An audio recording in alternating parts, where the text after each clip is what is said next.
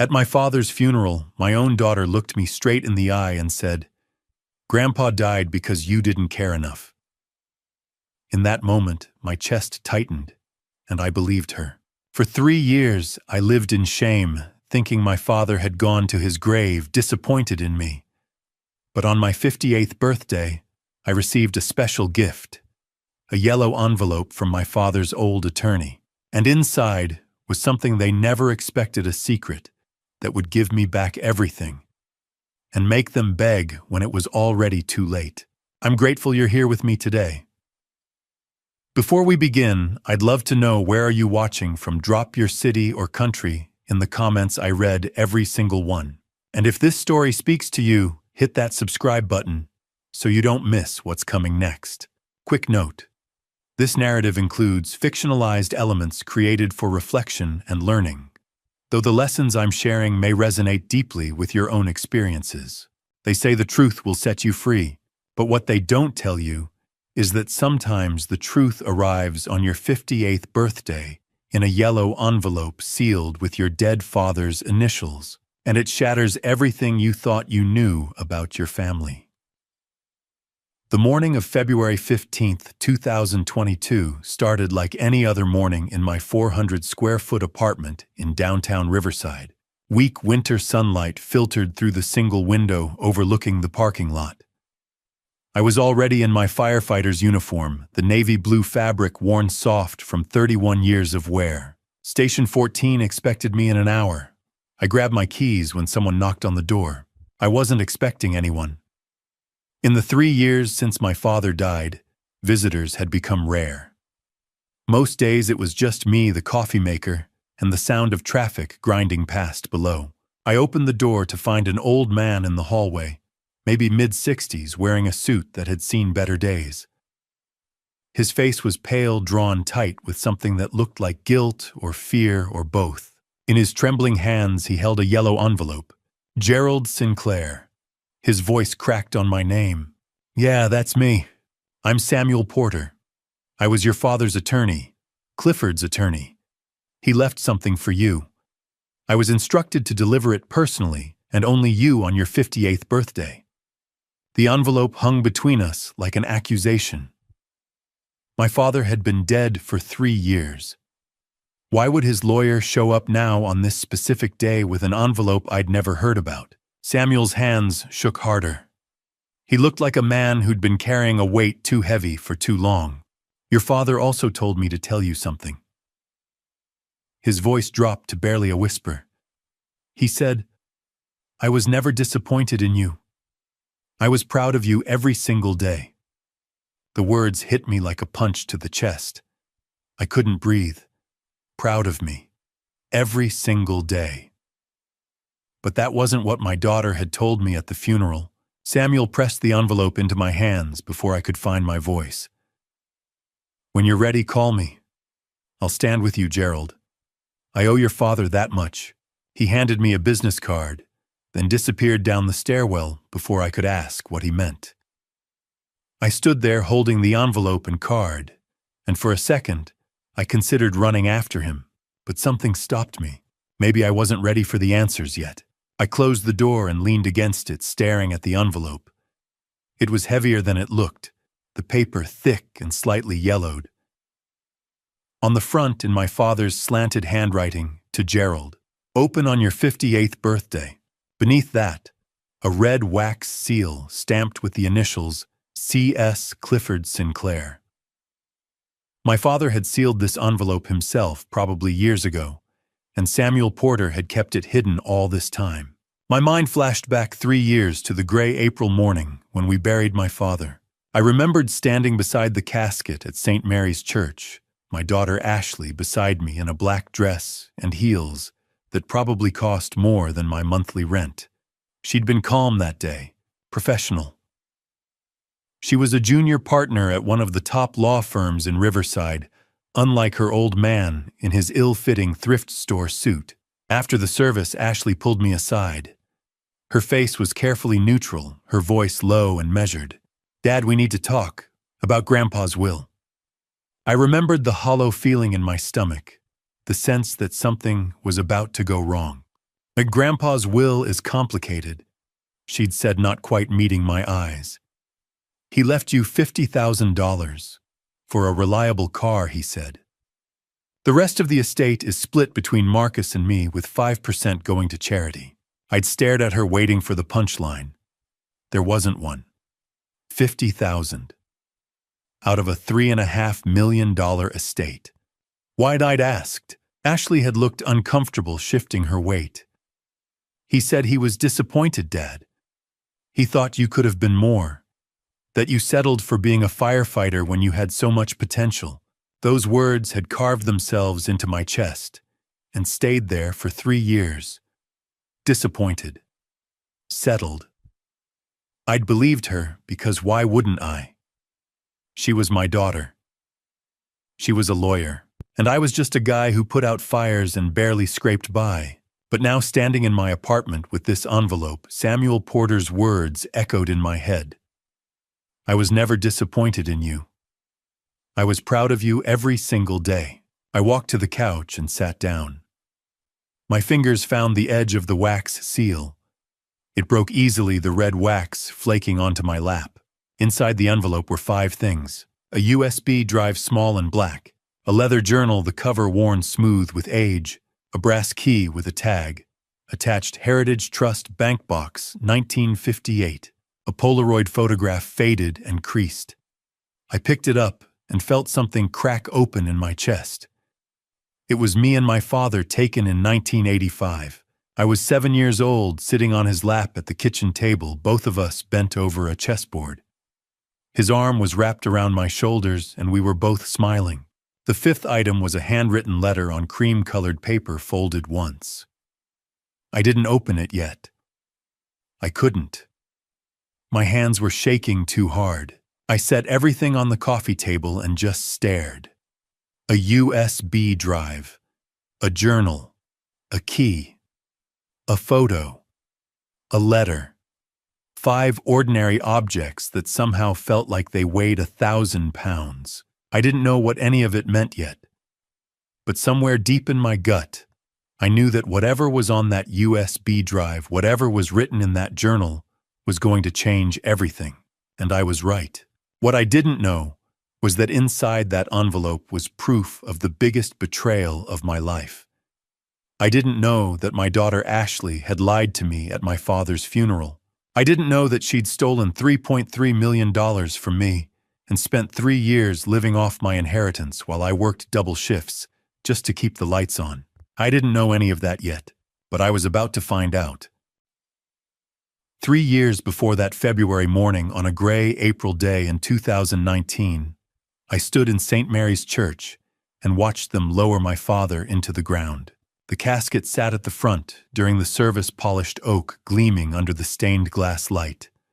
But in my mind, I was already burying him, already saying goodbye. The church was half empty. Maybe 40 people showed up. My father had lived a quiet life, the kind where you know your neighbors and help when needed, but you don't make a big splash. He'd outlived most of his friends. The people who came were mostly firefighters from Station 14, guys I worked with, who'd met Clifford at the occasional barbecue. They came for me more than for him. I stood in the front pew wearing the only suit I owned, a black one I'd bought at a thrift store 10 years earlier. The jacket pulled tight across my shoulders now. I'd put on weight since then, the kind that comes from too many vending machine dinners between shifts. Next to me stood Ashley. 28 years old, my daughter, dressed in a black cocktail dress that probably cost more than my monthly rent, and heels sharp enough to kill. Her hair was pulled back in a sleek bun, her makeup perfect. On her other side was Marcus, 19, my son, in a designer suit I knew I hadn't paid for. He spent most of the service looking at his phone. My father had raised me to believe that wealth wasn't measured in dollars. It was measured in the lives you touched, the people you pulled from burning buildings. I became a firefighter because of him. Because he taught me that showing up mattered more than climbing ladders or chasing paychecks. He was proud of me for that. At least I'd always thought so. The service was short. Father Mike said kind words about a man he'd known for 40 years. Dan Cooper, My lieutenant told a story about the time my father showed up at a 4th of July picnic with a truckload of fireworks. People laughed. It felt good to hear them laugh. Then it was over. People filed past to offer condolences. Most shook my hand, said something about what a good man Clifford had been, and left. Dan clapped me on the shoulder. He was a good man, Gerald. He loved you. I was left standing there with Ashley and Marcus, who had moved off to the side and were whispering to each other in low, urgent tones. I watched them, wondering what could possibly be so important. Ashley glanced up, caught my eye, and walked over. Her expression was carefully neutral, the kind of look she wore in courtrooms when she was about to deliver bad news. "Dad," she said quietly. "We need to talk. About Grandpa's will." I blinked at her. "Can it wait, Ashley? No." Her voice was firm, not unkind, but final. "It can't." She took my arm and steered me away from the remaining guests toward a corner near the confessional booths. Marcus followed, still silent, still looking uncomfortable. Ashley lowered her voice. "Dad, I need you to understand something. Grandpa, in his final months, he was very clear about his wishes. He was hurt. Disappointed. The word hit me like a fist. Disappointed in what? In you." I stared at her. She didn't look away. Her gaze was steady, almost clinical. "He told me," she continued, her voice smooth and rehearsed, "that you were so busy with your shifts, your 24-hour rotations, that you barely visited him. He felt abandoned, Dad. He spent the last 2 years of his life practically alone. He had to hire a caregiver because his own son couldn't find time for him." The words carved into me, each one a fresh wound. "Ashley, I visited every week. I called him. It wasn't enough." She let that sit between us. I felt something cold settle in my chest, heavy and suffocating. "Why, he said you could have been more." Ashley went on, quieter now, almost gentle. "He said you had potential, but you chose to stay a firefighter. You chose to scrape by on $54,000 a year while he built a $3.5 million estate. He wanted you to be proud of yourself, Dad. But instead, you settled.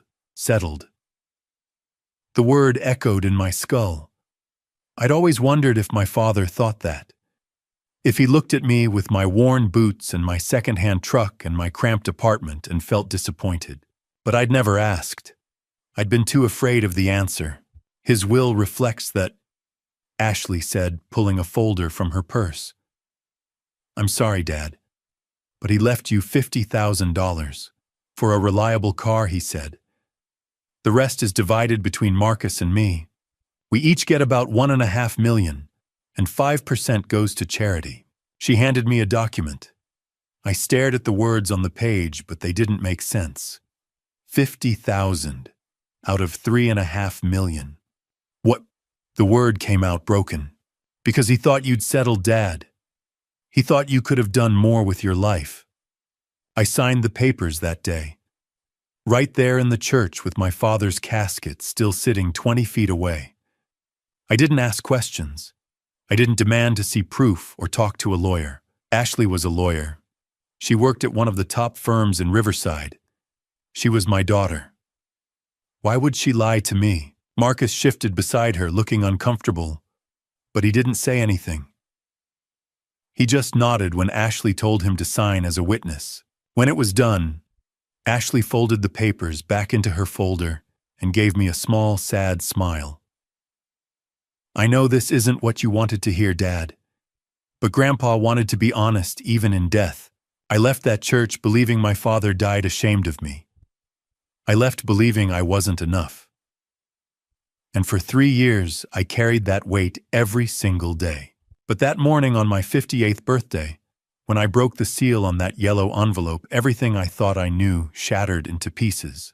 And the truth buried for 3 years under my daughter's lies finally began to surface.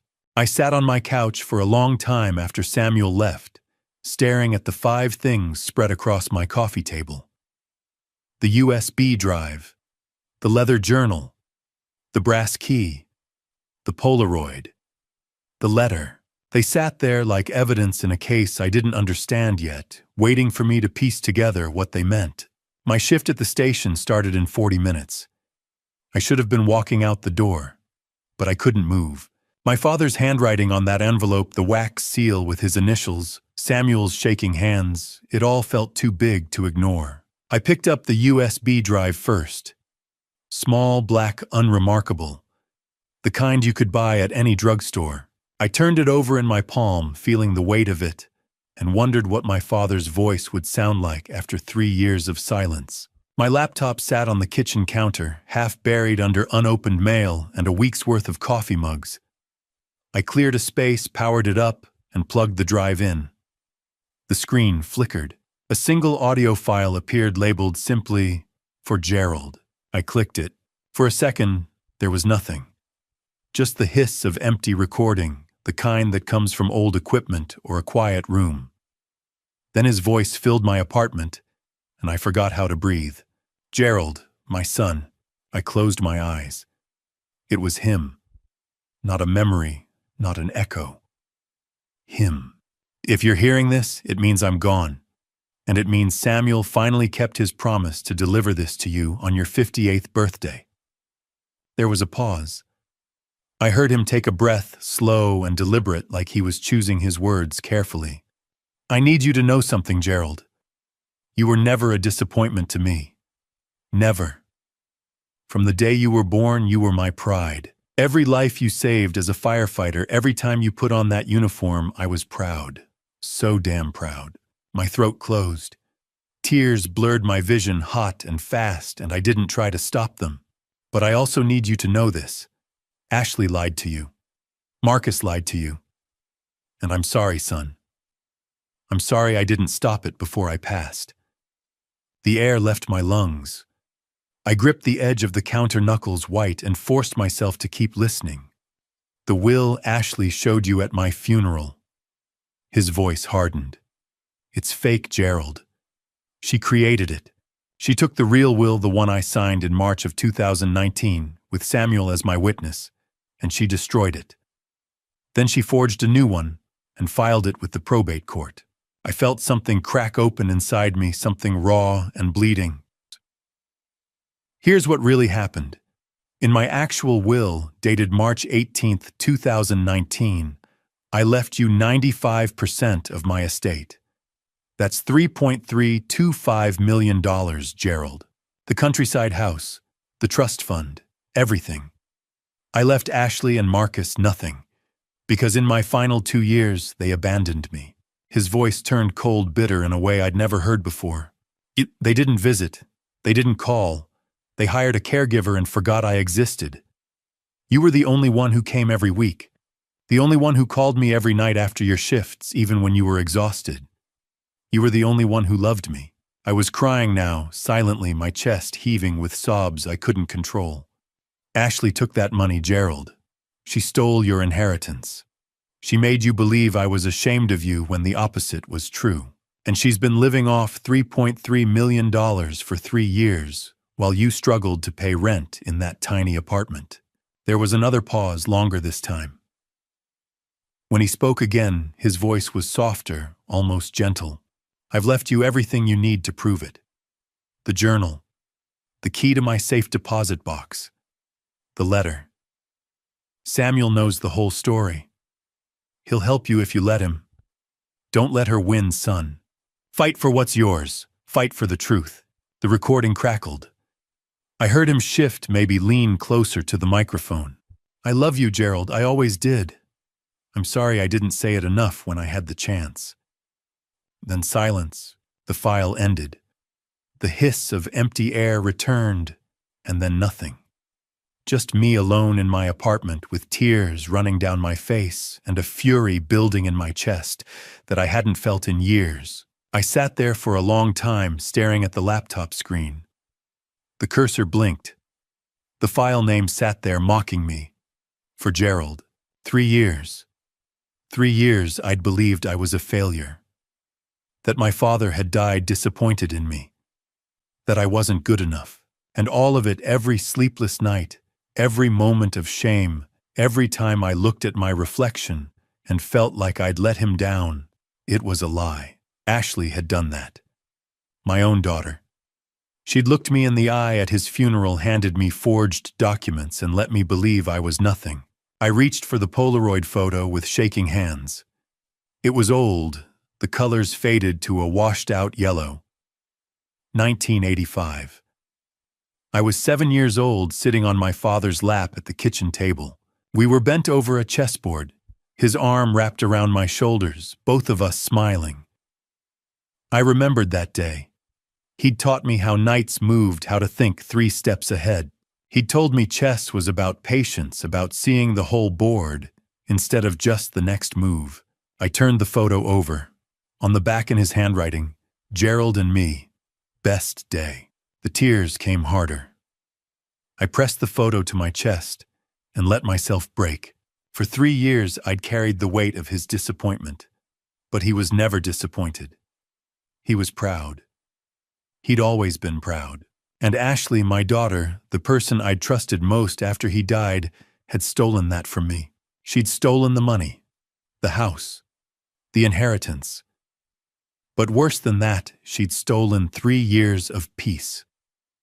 3 years I could have spent remembering my father with love instead of shame. I set the photo down carefully, like it might shatter. Then I picked up the leather journal. It was worn, the cover soft and cracked with age. I ran my fingers over it, feeling the weight of it in my hands. Whatever was inside, I knew it wasn't going to be easy to read. I opened it to the first page. My father's handwriting filled the lines, neat and deliberate. March 12, 2017. Ashley visited today. She asked about my estate planning. Again, I flipped ahead. Page after page of entries spanning 2 years. March 2017 to March 2019.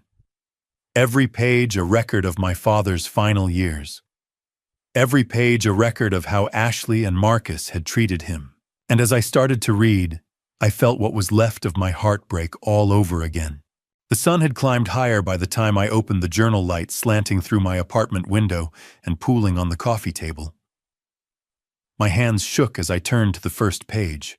The leather cover was soft, worn smooth by years of handling, and my father's handwriting filled every line in neat, deliberate strokes. March 12, 2017. The first entry. Ashley visited today. She asked about my estate planning. Again.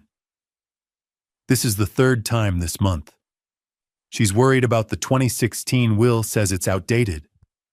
I told her I'm considering changes. She didn't like that. I stared at the words. March 2017. 2 years before he died. That was when it started. When Ashley began circling like a vulture waiting.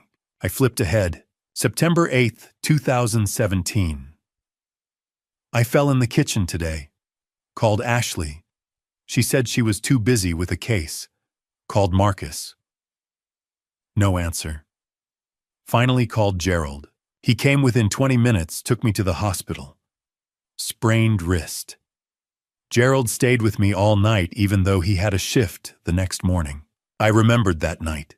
My father had tried to send me home, insisted he was fine, but I couldn't leave him alone in that hospital room with its flickering fluorescent lights and the smell of disinfectant. I'd slept in the chair beside his bed, my neck stiff the next morning, but I'd been there. January 15th, 2018. Ashley and Marcus came over today. First time in 4 months. They brought Marcus's new girlfriend. Spent the whole time taking photos of the house, asking about the property value. They didn't ask how I was doing. Not once. My chest tightened. 4 months. They'd gone 4 months without visiting, and when they finally showed up, it wasn't for him. It was for the house. I turned the page and the next entry hit me like a blow. June 22nd, 2018. My medications were moved again. I can't find my heart pills. Ashley was here yesterday going through my office. I asked her about it. She said I probably misplaced them, but I know I didn't. I'm starting to wonder.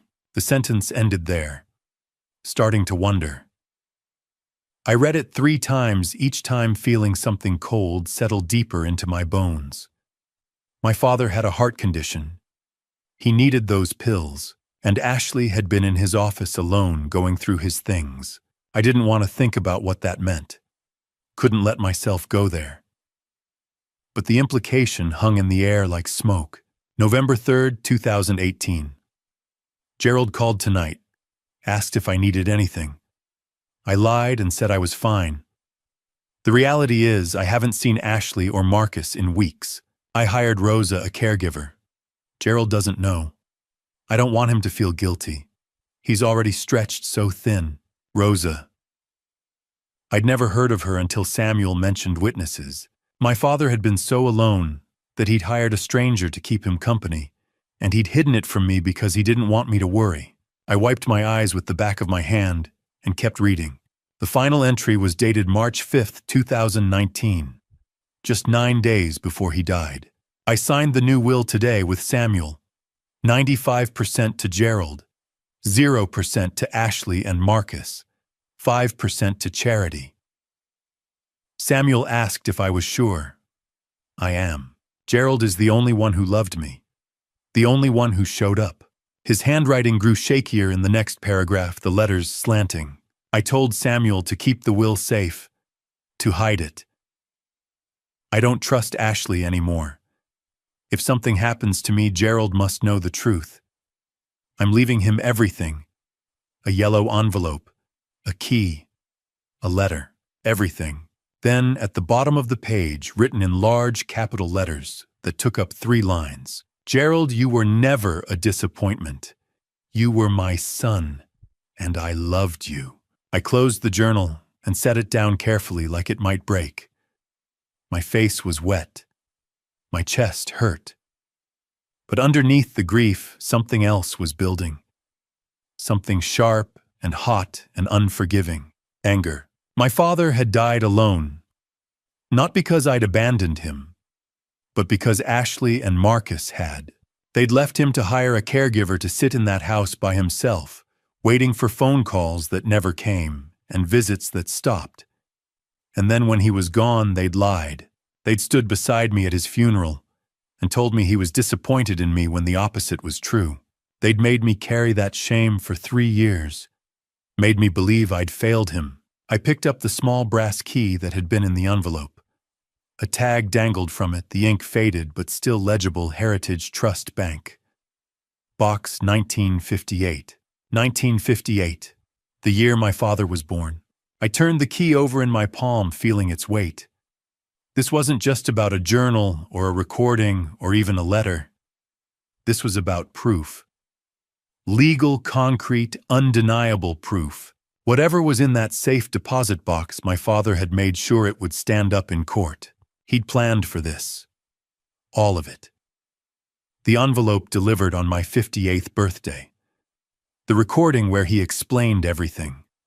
The journal documenting Ashley and Marcus's neglect. And now the key pointing me toward the final piece of evidence. I stood up, my legs unsteady beneath me. The clock on the wall read 11:30. My shift at the station had started 2 hours ago. Dan would be wondering where I was, but for the first time in 10 years, I didn't care. I walked to the phone and dialed the station. Station 14. It was Jake, one of the younger guys. "Now, Jake, it's Gerald. I need to take a sick day." There was a pause. "You okay, man? You never call in sick." "I'm fine. Just need the day. Tell Dan I'll explain later." I hung up before he could ask more questions. The next morning, I would go to Heritage Trust Bank. I would open box 1958. And I would find out exactly what my father had left for me to prove that Ashley had stolen everything. The next morning, just after 9, I stood outside Heritage Trust Bank in downtown Riverside. The building was all glass and steel, the kind of place that made you feel small just walking past it. I'd driven by it 1,000 times on my way to the station, but never had a reason to go inside. People like me didn't have safe deposit boxes. We had checking accounts that ran dry by the end of the month, but my father had a box here. Number 1958. The year he was born. The brass key sat heavy in my jacket pocket. I pulled it out and walked through the revolving doors. Inside, the bank was quiet. Marble floors, high ceilings, a row of tellers behind polished counters. I approached the nearest one, a woman maybe in her 50s with sharp eyes and a nameplate that read, Helen Morrison. Good morning, she said, her smile polite but distant. How can I help you? I need to access a safe deposit box, number 1958. I slid the key across the counter, along with a folded copy of my father's death certificate creased from being carried in my wallet for 3 years. Helen took both her expressions softening as she scanned the certificate. I'm sorry for your loss. She typed something into her computer, then looked up. Box 1958 was registered to Clifford Sinclair. You're Gerald Sinclair. His son. Yes. The box was set to transfer automatically to you upon his passing. She frowned slightly. I'm surprised no one contacted you sooner. No one contacted me because Ashley made sure of it. She'd convinced me I wasn't entitled to anything except $50,000 and a lecture about my failures. Helen stood. Follow me, Mr. Sinclair. She led me through a set of heavy doors into a back corridor. At the end was the vault, a reinforced steel door with a wheel lock like something out of a heist movie. She spun the wheel, pulled the door open, and gestured me inside. The vault was smaller than I expected. Rows of metal boxes lined the walls, each one labeled with a number. Helen found 1958 near the bottom, unlocked it with a key from her ring, and slid the long metal box free. She carried it to a private room off the vault, a windowless space with a single table and chair. Take your time, she said. I'll be outside if you need anything. The door clicked shut behind her. I sat down and stared at the box. My hands shook as I inserted the brass key and turned it. The latch popped open with a soft click. Inside was everything my father had promised. A sealed envelope sat on top, labeled in his handwriting, Last Will and Testament of Clifford James Sinclair, March 18, 2019. Beneath it, a stack of notarized documents stamped with official seals. Signatures from Marie Williams, Notary Public. Witness statements from Rosa Martinez and Father Michael O'Connor. Everything legal, everything documented. There were bank statements too, printed on thick paper with the Heritage Trust logo at the top. I scanned the first page. Trust fund balance as of March 2019, $2.5 million. A property deed for the Countryside House, 847 Mountain View Road. Appraised value $800,000. An appraisal document for my father's vintage watch, $25,000. And at the bottom, a second sealed envelope addressed to Samuel Porter. Instructions in my father's handwriting: if I die, suddenly deliver the yellow envelope to Gerald on his 58th birthday. Do not tell Ashley or Marcus. I set everything aside and opened the will. The first line hit me like a fist. I, Clifford James Sinclair, being of sound mind and body, do hereby revoke all previous wills and codicils, including the will dated October 2016. I kept reading. To my son, Gerald Michael Sinclair, I leave 95% of my estate totaling approximately $3,325,000. This includes the trust fund, the countryside property, and all personal effects, including my vintage watch. To charity specifically, the Firefighters' Widows Fund, I leave 5% of my estate totaling $175,000. To Ashley Marie Sinclair and Marcus James Sinclair, I leave nothing. This decision reflects their actions during my final years. They abandoned me when I needed them most. Gerald was the only one who showed love and care. I read it twice, then a third time. $3,325,000, everything. And Ashley had stolen it. My hands shook as I set the will down and reached for the bank statements. The first transaction jumped out at me. April 25th, 2019. Transfer to Ashley Sinclair, $2,500,000. 11 days after my father died. 11 days and she'd moved the entire trust fund into her name. I flipped through the pages. More transactions followed a trail of withdrawals spanning 3 years. June 2019 to December 2021. $1,175,000. Lifestyle expenses, penthouse down payment, vacations, designer clothes. She'd burned through over $1 million while I worked double shifts just to keep the lights on. January 2022, transfer to Marcus Sinclair, $500,000. Hush money. She'd paid him $500,000 to keep quiet. Current balance, $825,000 remaining. I sat back in the chair, staring at the numbers. My father had left me $3.3 million.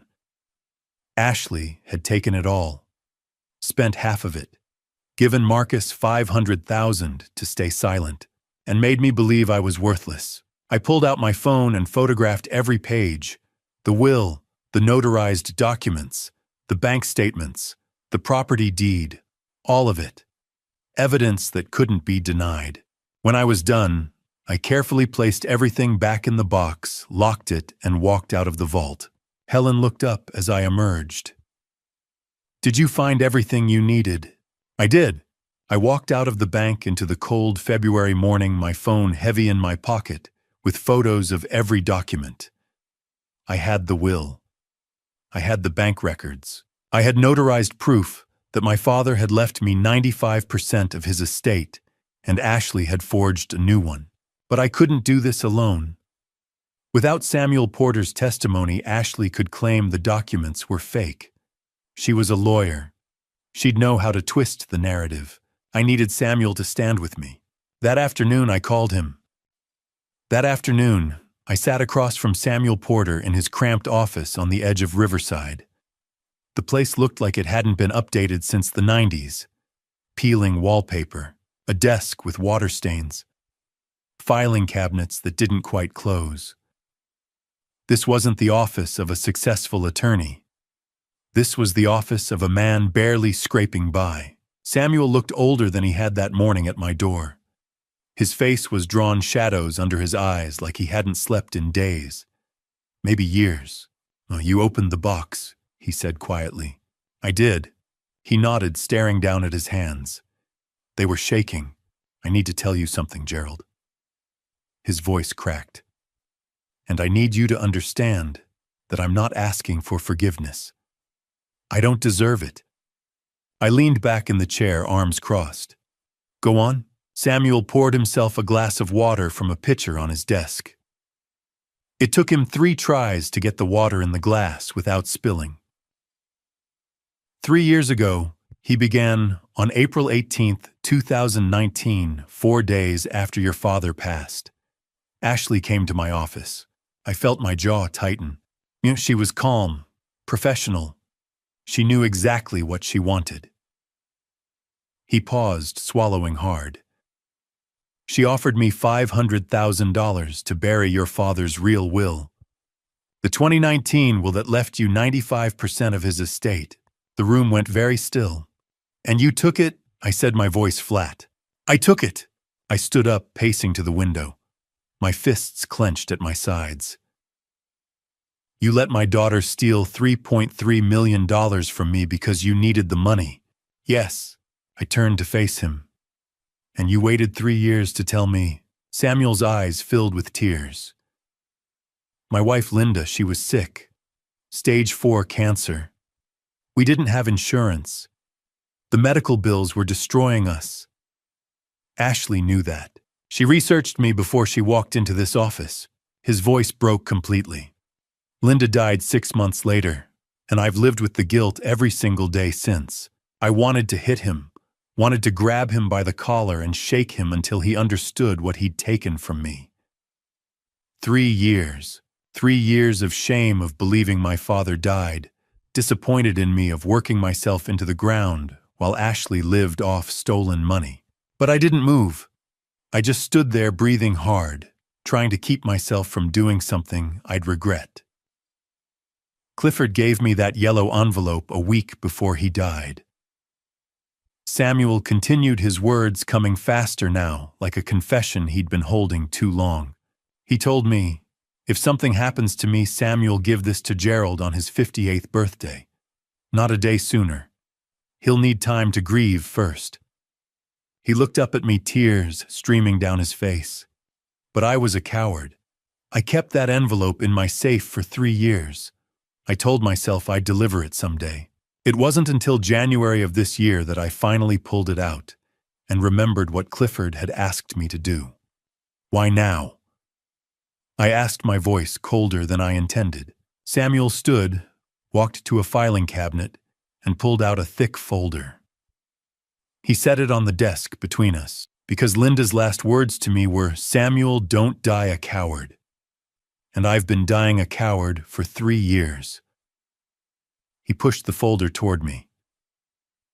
"I kept copies of everything, Gerald.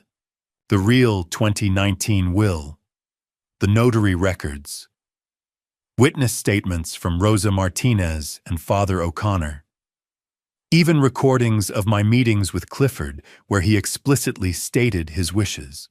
I stared at the folder. "I'll testify," Samuel said. "In court, in front of a judge, in front of anyone you need. I'll tell them what Ashley did, what I did.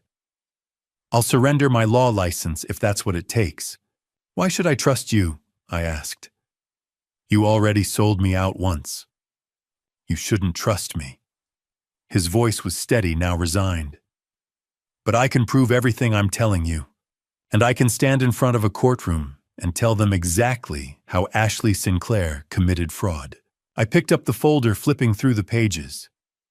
Copies of the will, notarized documents, witness statements, all of it organized, labeled, ready for court. "Well, you kept all of this," I said slowly, "for 3 years. "I knew it was wrong," Samuel whispered. "I knew what I'd done, and I couldn't bring myself to destroy the evidence. Maybe part of me always hoped I'd find the courage to do the right thing." I closed the folder and looked at him. This broken, guilt-ridden man who'd enabled my daughter's betrayal. Part of me wanted to walk out, leave him to rot in his guilt. But I needed him. Without his testimony, Ashley could claim the documents were fake, that I was lying, that I'd fabricated everything out of desperation. "I'm not going to forgive you, Samuel," I said quietly. "Not now, maybe not ever. I understand. But I'll let you help me. Because my father trusted you once. And if standing with me is how you earn back even a sliver of that trust, then do it." Samuel nodded, wiping his eyes. "What do you need me to do?" I leaned forward, my voice low and steady. "Be ready to testify in 2 weeks, because I'm going to expose Ashley in front of everyone she's ever lied to." His eyes widened. "2 weeks, Gerald. You need to be careful. Ashley's a lawyer. She'll fight back." "Let her fight," I said. "I have the will. I have the bank records. And now I have you. She can't twist her way out of this." Samuel took a shaky breath. "Where are you going to do it?" I don't know yet." I stood, tucking the folder under my arm. "But when I figure it out, you'll be the first to know." I walked to the door, then paused, looking back at him. "Samuel, if you back out, if you disappear or change your story, I will come after you with everything I have. Do you understand?" "I understand," he said quietly. "I won't run. Not this time." I nodded and left the folder heavy under my arm, the weight of 3 years finally beginning to lift. But I couldn't do this alone. I needed a plan. A way to confront Ashley that she couldn't squirm out of, couldn't deny, couldn't spin into another lie. I needed someone I trusted more than anyone. Someone who'd known me for 30 years and wouldn't let me do something stupid. I needed Dan. The next evening I found Dan in the break room at Station 14. Most of the crew had turned in for the night. The station was quiet, except for the hum of the refrigerator and the occasional crackle of the radio in the apparatus bay. Dan sat at the table with a cup of coffee gone cold. I dropped the folder in front of him. The will, the bank statements, my father's journal. Read it, I said. He looked up at me, then down at the folder. It took him 20 minutes to go through everything. When he finished the last page, he set it down carefully, his face red. Son of a... He caught himself. Gerald, your own daughter did this. She did. And Marcus knew. He took $500,000 to keep quiet. Dan stood up, pacing across the small room, running his hands through his graying hair. 3 years. She let you believe your father was ashamed of you for 3 years, while she spent your inheritance on what designer clothes, a penthouse, and her fiancé's engagement ring, I said. That's the real kicker. She's getting engaged. Dan stopped walking. What? I pulled the cream-colored invitation from my jacket pocket and slid it across the table. You are cordially invited to celebrate the engagement of Ashley Marie Sinclair and Philip Michael Crane. Saturday, March 5th, 2022 at the Grand Riverside Hotel. Black tie. 300 guests. Dan read it twice, his expression shifting from shock to something darker. She invited you to her engagement party after stealing $3.3 million from you.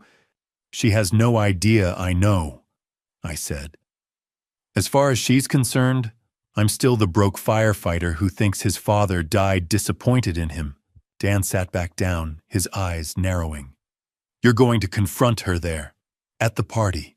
Now in front of 300 people, including her law firm partners, her fiancé's family, and every high society contact she's cultivated with my father's money. A slow grin spread across Dan's face.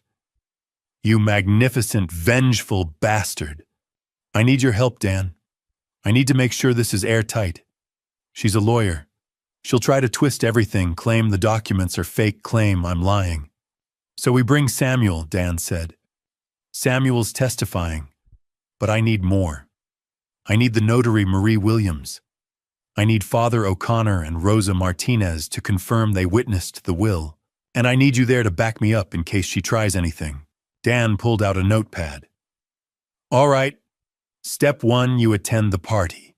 Blend in. Let her enjoy her moment. Step 2, I wait until the speeches. Every engagement party has speeches. Step 3, you take the microphone. You present the evidence. And Samuel steps forward to corroborate everything. Dan nodded, then paused.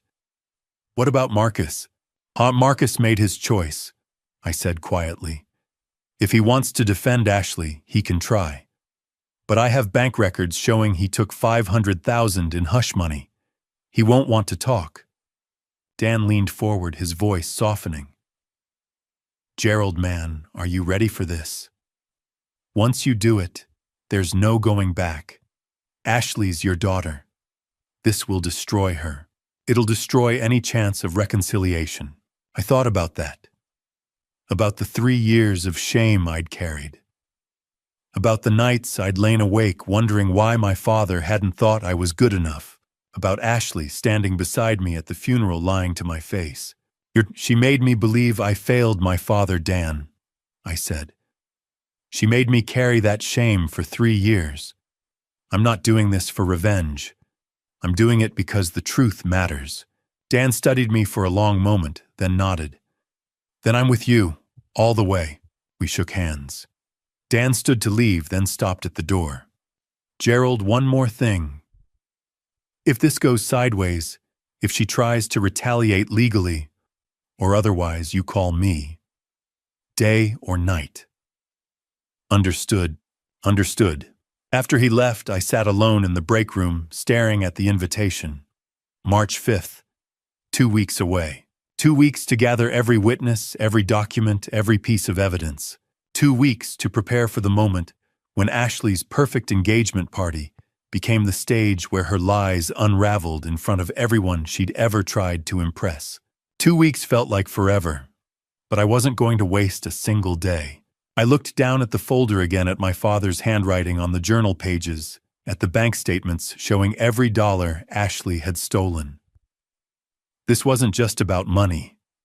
It was about honor, about making sure my father's final wishes were respected, about proving that integrity mattered more than wealth or status. Dan was right to ask if I was ready, because once I stood up in that ballroom and exposed Ashley, there would be no taking it back. No second chances. No father-daughter reconciliation over coffee someday when the dust settled. But the truth was, there was nothing left to reconcile. Ashley had burned that bridge the day she looked me in the eye at my father's funeral and lied. She'd burned it every day for 3 years, while she lived in luxury, and I worked double shifts just to keep the lights on. I thought about my father's voice on that recording. I was proud of you every single day.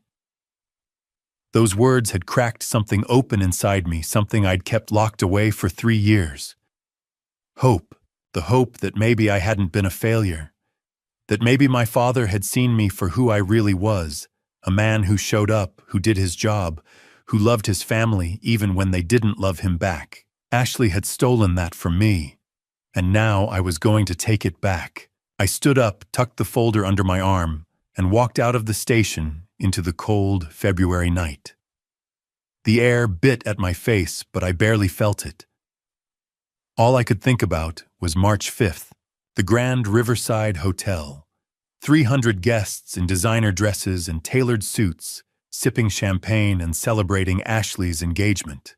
And me standing at the microphone with a folder full of evidence about to show them all exactly who Ashley Sinclair really was. 2 weeks. I could do a lot in 2 weeks. The first 3 days, I tracked down Marie Williams, the notary who'd witnessed my father's 2019 will. She was retired now, living in a small house on the edge of Riverside, with a garden full of tomato plants and a porch swing that creaked when the wind blew. She invited me inside, made coffee I didn't drink, and listened while I explained what Ashley had done. I remember Clifford, she said when I finished.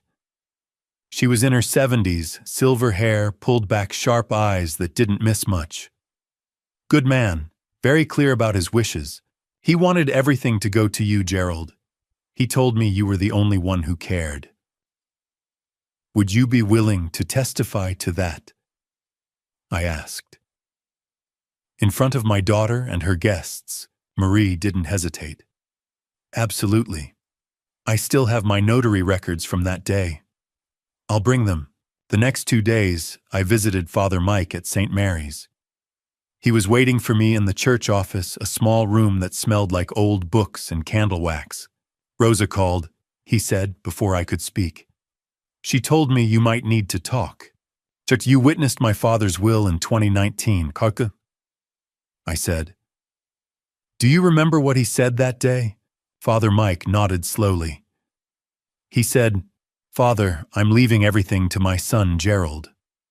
Not because the others don't deserve it, but because they've shown me who they truly are. And Gerald, he's the one who loved me when I needed it most. Will you testify? I'll do more than testify, Gerald. I'll pray for you. Because what you're about to do, it's going to hurt. But it's the right thing. By the end of the first week, I met Rosa Martinez at a coffee shop downtown. She cried before I even sat down. Mr. Gerald, I'm so sorry. She said, her accent thickening with emotion. I wanted to tell you 3 years ago what your children did, but I was afraid. Tell me now. She pulled a napkin from the dispenser and wiped her eyes.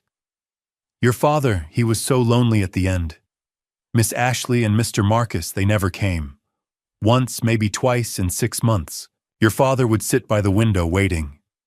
He'd ask me, Rosa, do you think they'll visit today? And I'd have to say, maybe tomorrow, Mr. Clifford. Her voice broke. But you called every night. You visited every week, even when you were exhausted from your shifts. Your father loved you so much. Will you tell that to everyone at the party? Yes, she whispered. I'll tell them. The second week felt longer. I spent 3 nights at home rereading my father's journal, every entry deepening my resolve and my grief.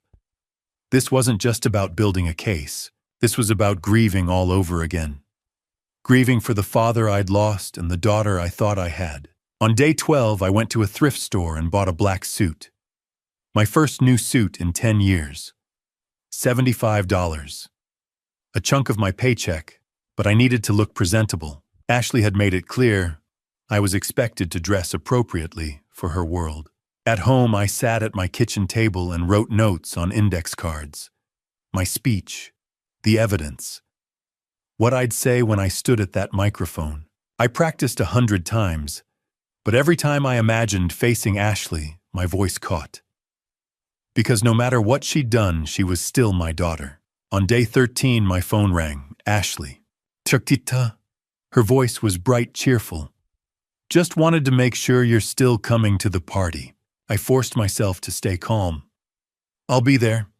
Great.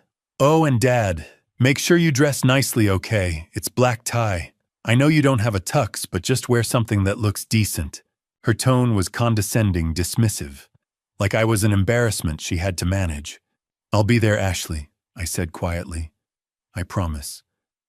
She had no idea that in 6 days, I'd stand in front of her and 300 guests and destroy the lie she'd built.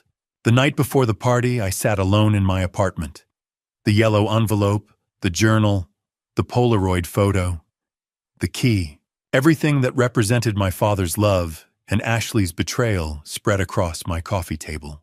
I picked up the photo from 1985. Me at 7, sitting on my father's lap, both of us smiling over a chessboard. I traced his face with my finger. For a moment, I thought about calling it off, letting Ashley keep the money, walking away.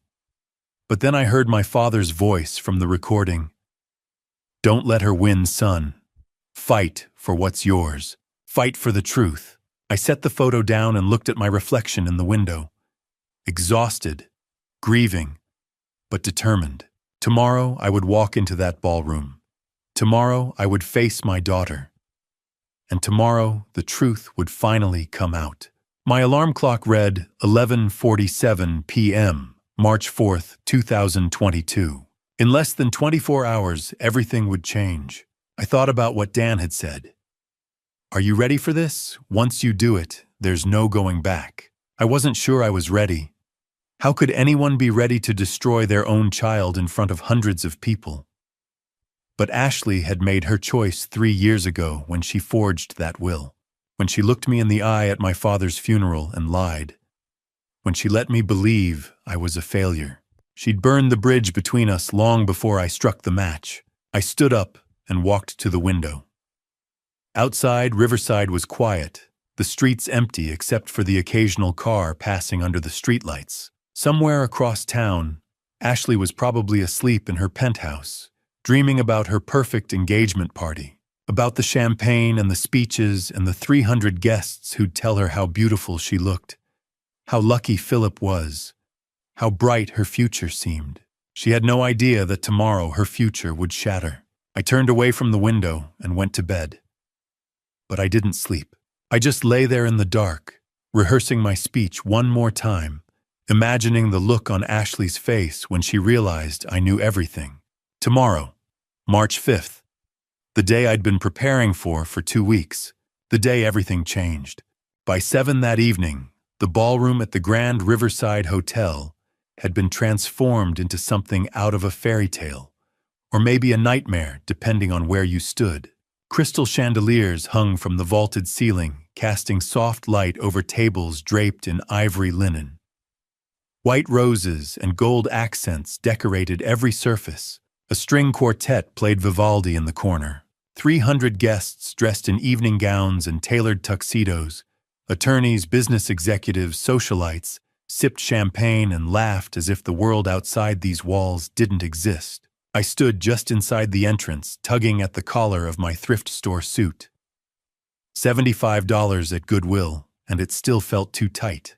The fabric scratched against my neck, reminding me with every breath that I didn't belong here. But I wasn't here to belong. I was here to take back what was mine. Ashley stood near the center of the ballroom, radiant in a white cocktail dress that probably cost more than I made in 6 months. Diamond earrings caught the light as she tilted her head, laughing at something a colleague said. She looked every bit the successful attorney, the proud daughter, the bride-to-be. No one in this room would have guessed she'd stolen $3.3 million from her own father. Philip Crane, her fiancé, stood beside her with his hand resting lightly on her waist.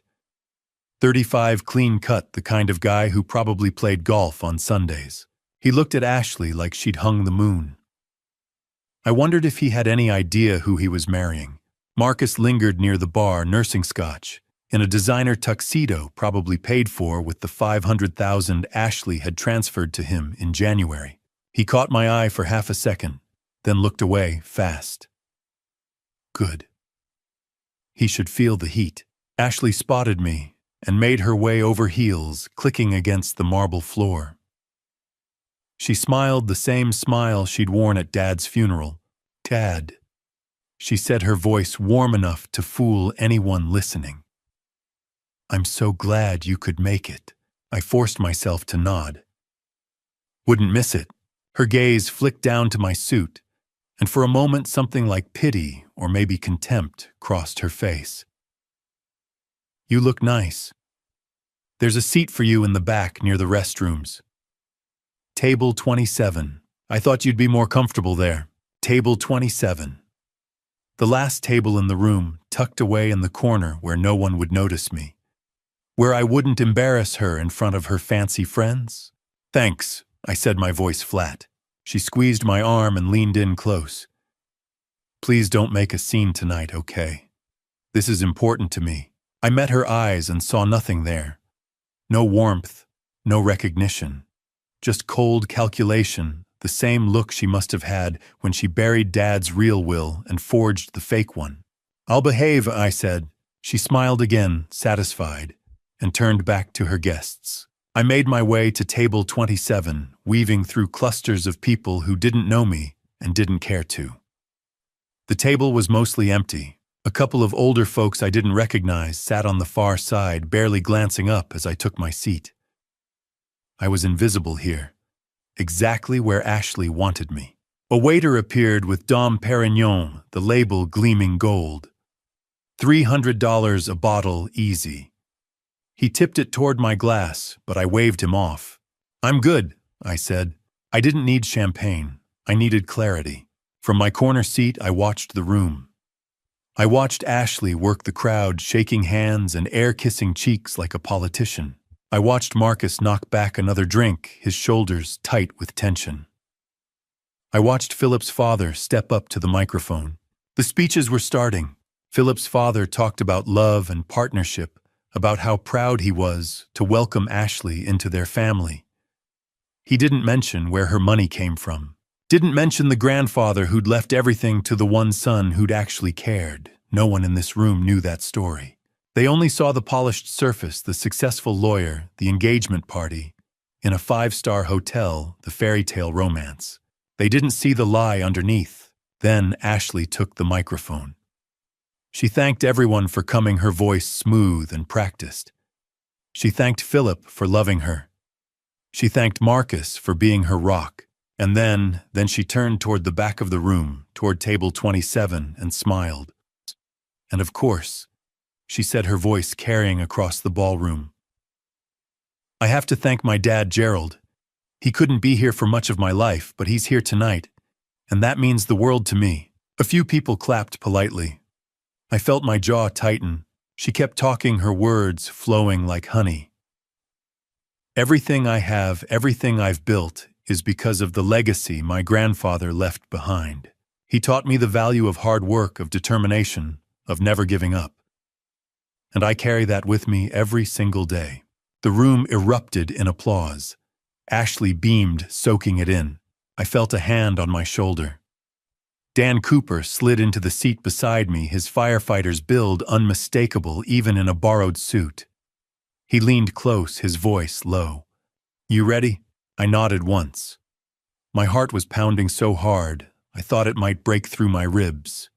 Samuel's outside with Marie Rosa and Father Mike, Dan said. They're good to go when you give the word. I took a breath, held it, let it out slow. Ashley was still at the microphone, still smiling, still playing the part of the grateful daughter. 300 people in this room believed her. 300 people had no idea what she'd done, but they were about to find out. I pushed my chair back.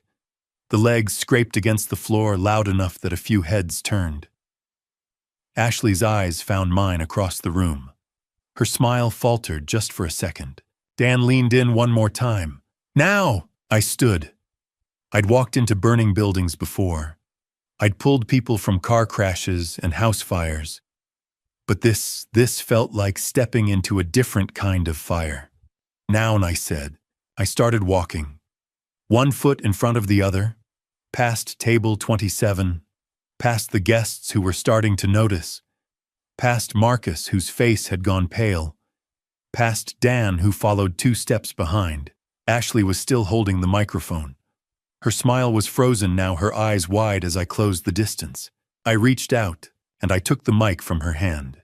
The ballroom fell silent the moment the microphone left Ashley's hand and settled into mine. 300 faces turned toward me, some curious, some annoyed at the interruption, a few leaning forward like they sensed something was about to break wide open. Ashley's smile froze. Philip looked confused, glancing between me and his fiancée. Marcus, over by the bar, had gone pale, his glass of scotch halfway to his lips. My hands trembled as I gripped the mic. The weight of it felt heavier than any hose I'd ever carried, heavier than any body I'd pulled from the rubble. I thought of Dad's voice on the recording, steady and sure, "Don't let them win, son. Fight for the truth." I held on. Ashley forced a laugh, the sound brittle and too loud. "Dad, what are you doing? We can save family speeches for later. I need to say this," I said, cutting her off. My voice came out steadier than I felt. "Right now." Her smile slipped. Just a fraction, but I saw it. I took a breath and looked out at the crowd. Attorneys, business executives, socialites in their evening gowns and diamond jewelry. People who'd built their lives on appearances, on polished surfaces. People who had no idea what was about to happen. 3 years ago, my father Clifford Sinclair passed away.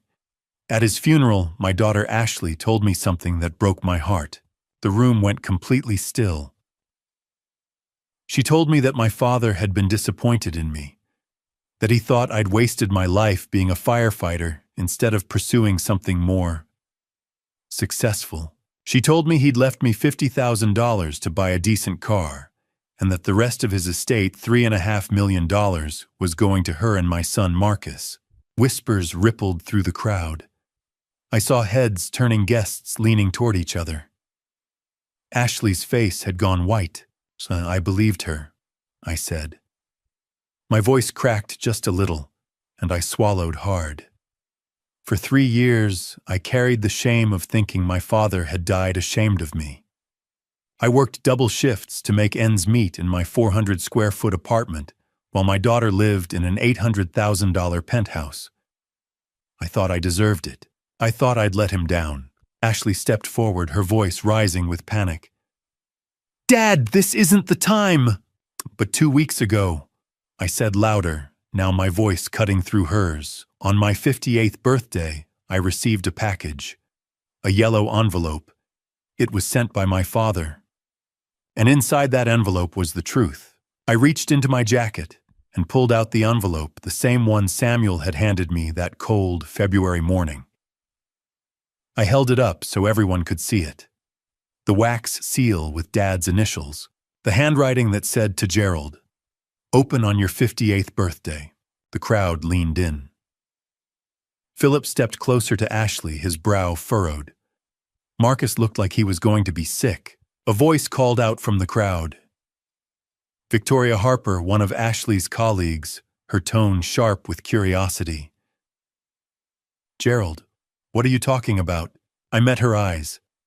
Then I looked back at Ashley. "My father didn't leave me $50,000, I said. "He left me 95% of his estate, $3.325 million. Gasps, sharp intakes of breath. Someone in the back row stood up to get a better view.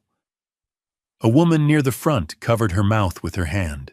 The whispers turned into a low roar of shock voices overlapping in disbelief. Ashley grabbed Philip's arm, her knuckles white. "This is insane." "He's lying. It's the will Ashley showed me at the funeral." I continued, my voice rising over hers. "It was a fake. She forged it. She took the real will, the one my father signed in March 2019, and she buried it. Then she filed a fraudulent will with the probate court and stole my inheritance." "That's a lie." Ashley's voice cracked, her composure shattering. "Dad, She spent 3 years living off my father's money," I said, cutting her off again. "Money that he left to me. Money she had no right to touch." The crowd erupted. Voices overlapped, sharp and incredulous. "Is this real? Ashley, what is he talking about? Oh my God." Philip turned to Ashley, his voice loud enough for the front rows to hear.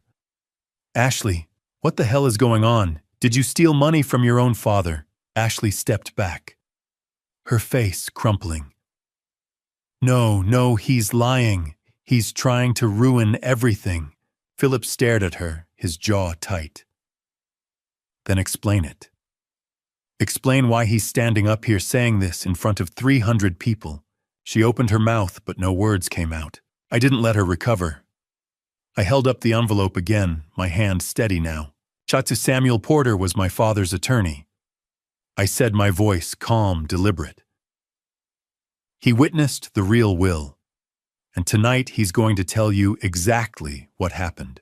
I turned and held the microphone out toward the edge of the crowd. Samuel Porter stepped forward, his face lined with age and something heavier, guilt maybe, or the weight of 3 years spent carrying a secret. He held a worn leather briefcase in one hand, the kind lawyers used to carry decades ago. He opened it slowly, deliberately, and pulled out a thick stack of documents bound with a red ribbon. Ashley's eyes went wide when she saw him. Marcus took a step back, his face ashen. The room went dead silent. Samuel took the mic from me. His hand trembled, but his voice when he spoke was clear. "My name is Samuel Porter," he said. "3 years ago, I helped Ashley Sinclair commit fraud. And tonight, I'm going to tell you everything." Ashley's face crumbled. Marcus looked like he wanted to run. Philip let go of Ashley's arm and took a step back, staring at her like he'd never seen her before. And Samuel began to speak. Samuel stood before the microphone, holding the will in his weathered hands. The ballroom, 300 people packed into a space meant for celebration, had gone dead silent. Every eye was on him. He cleared his throat and held the document up so the crowd could see the seal, the signatures, the date stamped across the top. On March 18, 2019. Samuel began, his voice steady despite the tremor in his hands. "Clifford Sinclair came to my office. He was 82 years old and his health was failing. He told me he wanted to revise his will one final time." He paused, letting the weight of that date settle over the room. "When this," Samuel said, lifting the document higher, "is the real will. Notarized, witnessed, legally binding. In it, Clifford left 95% of his estate, $3.325 million, to his son Gerald. He left nothing to Ashley or Marcus, and 5% went to the firefighters' widows fund." The room erupted. Not in shouts, but in whispers, sharp, disbelieving, layered over each other like static. Victoria Harper shot to her feet. "That can't be right. Ashley told us her grandfather left her most of the estate because she was his favorite." Samuel raised a hand, silencing them. "Because," he said, his voice heavy, "in the last 2 years of Clifford's life, Ashley and Marcus abandoned him." A woman near the front gasped. Samuel nodded toward Rosa Martinez, who stood clutching a tissue, her face lined with grief. "Charlie," Samuel said gently, "tell them." Rosa stepped forward, her voice trembling but clear. "I was Mr. Clifford's caregiver from 2017 until he passed in 2019. In those 2 years, Miss Ashley visited maybe 6 times. Marcus 4, and they only came when they needed something, money papers, a signature." Her voice broke. "But Gerald, he called every single night after his shift. He visited every weekend. He was the only one who loved Mr. Clifford until the very end. A murmur rippled through the crowd. Heads turned toward Ashley, whose face had gone pale as chalk. Then Father Michael O'Connor stepped forward, his collar gleaming white under the chandeliers. "I witnessed Mr. Clifford's will on March 18th, 2019, he said. "I was there when he signed it. He looked me in the eye and said, 'Father, I'm leaving everything to Gerald because he's the only one who deserves it.'" The murmurs grew louder. Someone whispered, "Oh my God." Marie Williams, the notary, stepped up next. She was a small woman in her 60s holding a worn leather journal. "I notarized this will on March 18th, 2019. She said, her voice crisp and professional. "Clifford Sinclair signed it in my presence. His signature is authentic. I have the records to prove it." The room was silent again. All eyes turned back to Samuel. He took a breath and continued. 4 days after Clifford passed, on April 18th, 2019, Ashley came to my office. His voice hardened. She offered me $500,000 to bury this will and file an older one from 2016 that she'd altered. Gasps. Sharp intakes of breath. The crowd turned to stare at Ashley, who was trembling visibly now. "I took the money," Samuel said, his voice raw with guilt. "My wife was dying of cancer, and I was desperate. I buried the real will and filed Ashley's fake one with the probate court." The room exploded. Voices overlapped. "She paid him off. This is fraud." Said Ashley, "Is this true?" Samuel raised his hand again, and Dan Cooper nodded toward the projector screen. The lights dimmed slightly, and the screen flickered to life. Bank statements. Line after line of transactions projected in stark black and white. Samuel read them aloud. Trust fund balance $2.5 million. April 25th, 2019. Transfer to Ashley Sinclair, $2.5 million. The crowd stared at the screen. From June 2019 to December 2021, Samuel continued. Ashley withdrew a total of $1.175 million. $400,000 for a penthouse down payment, $550,000 in lifestyle expenses, $125,000 on designer clothing, $100,000 on travel. He paused. In January 2022, she transferred $500,000 to Marcus Sinclair. The screen showed every transaction in cold, undeniable detail. Victoria Harper stood again, her face twisted in horror. "Ashley, you told us your grandfather left you everything." A man in a suit rose to his feet. "This is fraud. Ashley, is this real?" Philip Crane stepped forward, his voice loud enough to carry across the ballroom. "Ashley, answer them. Did you steal from your own father?" Ashley's face crumbled. Tears spilled down her cheeks. Her voice came out choked and desperate. "You don't understand, I didn't." I stepped forward and took the microphone back from Samuel. "Didn't what, Ashley?" I said, my voice steady and cold. "Didn't lie to me at your grandfather's funeral. Didn't forge a will, didn't spend 3 years living off money that wasn't yours." Ashley opened her mouth, but no words came. "Grandpa wanted me to have it," she finally cried. "He didn't tell you anything?" I said. "Because in the last months of his life you barely visited him. You left him to die alone." Every eye shifted to Marcus, who stood near the exit, his face ashen.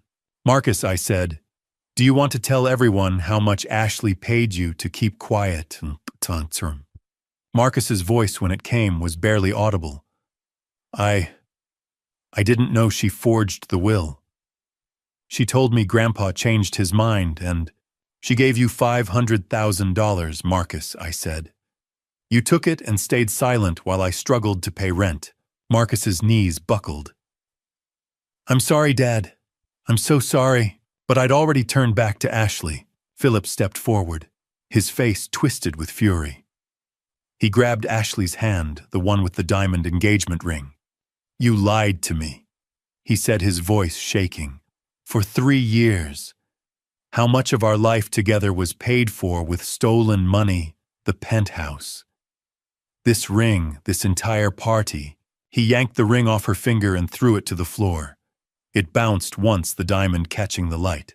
It's over, Philip said. He turned and walked out. Half the crowd watched him go.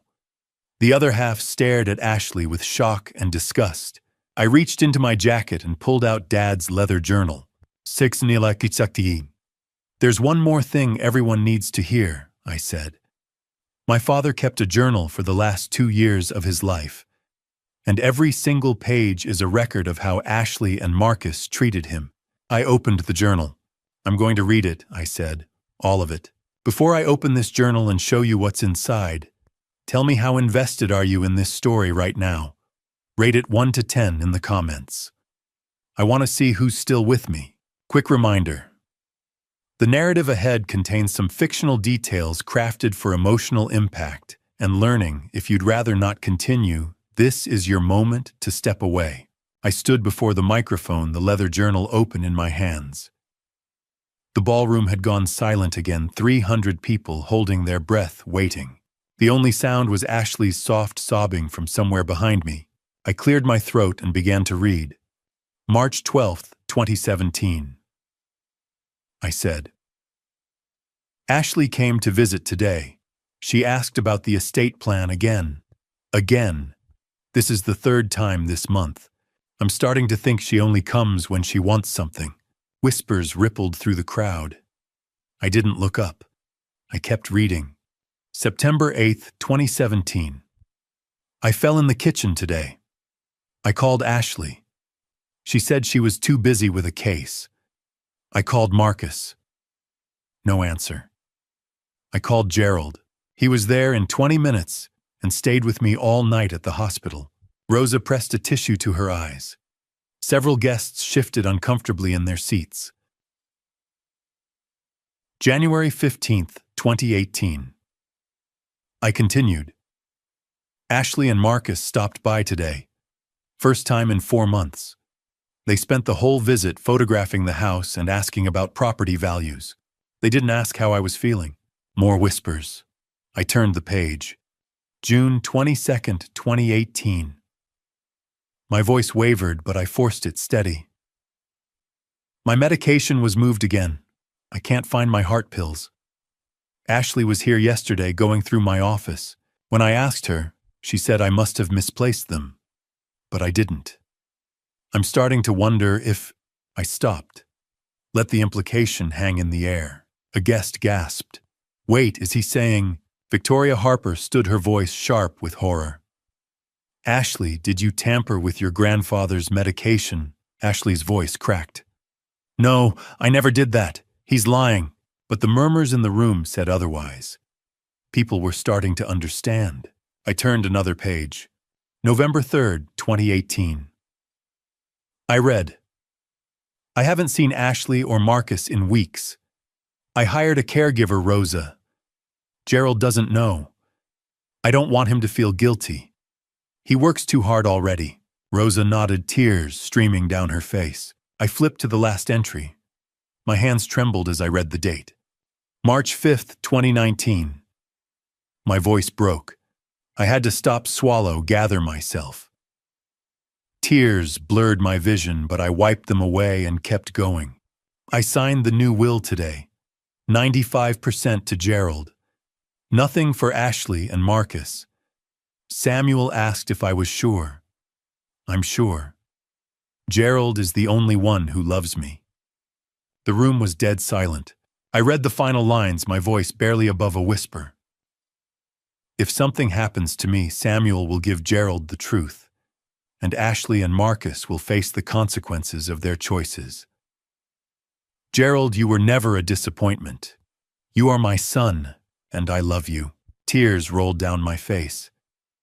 I closed the journal slowly, the leather creaking under my fingers. My father died believing you would face justice, Ashley, I said, looking at her. And tonight, that's exactly what's happening. Ashley collapsed. Not a stumble, a full collapse, her knees hitting the floor, her hands clutching at the edge of a table. She sobbed uncontrollably, mascara streaking down her face. "I didn't mean for it to go this far," she cried.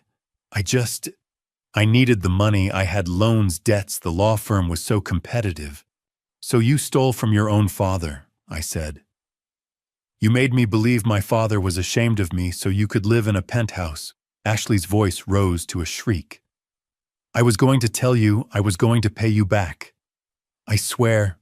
"When Ashley," I said, "after you'd spent it all." Marcus staggered forward, his face ashen.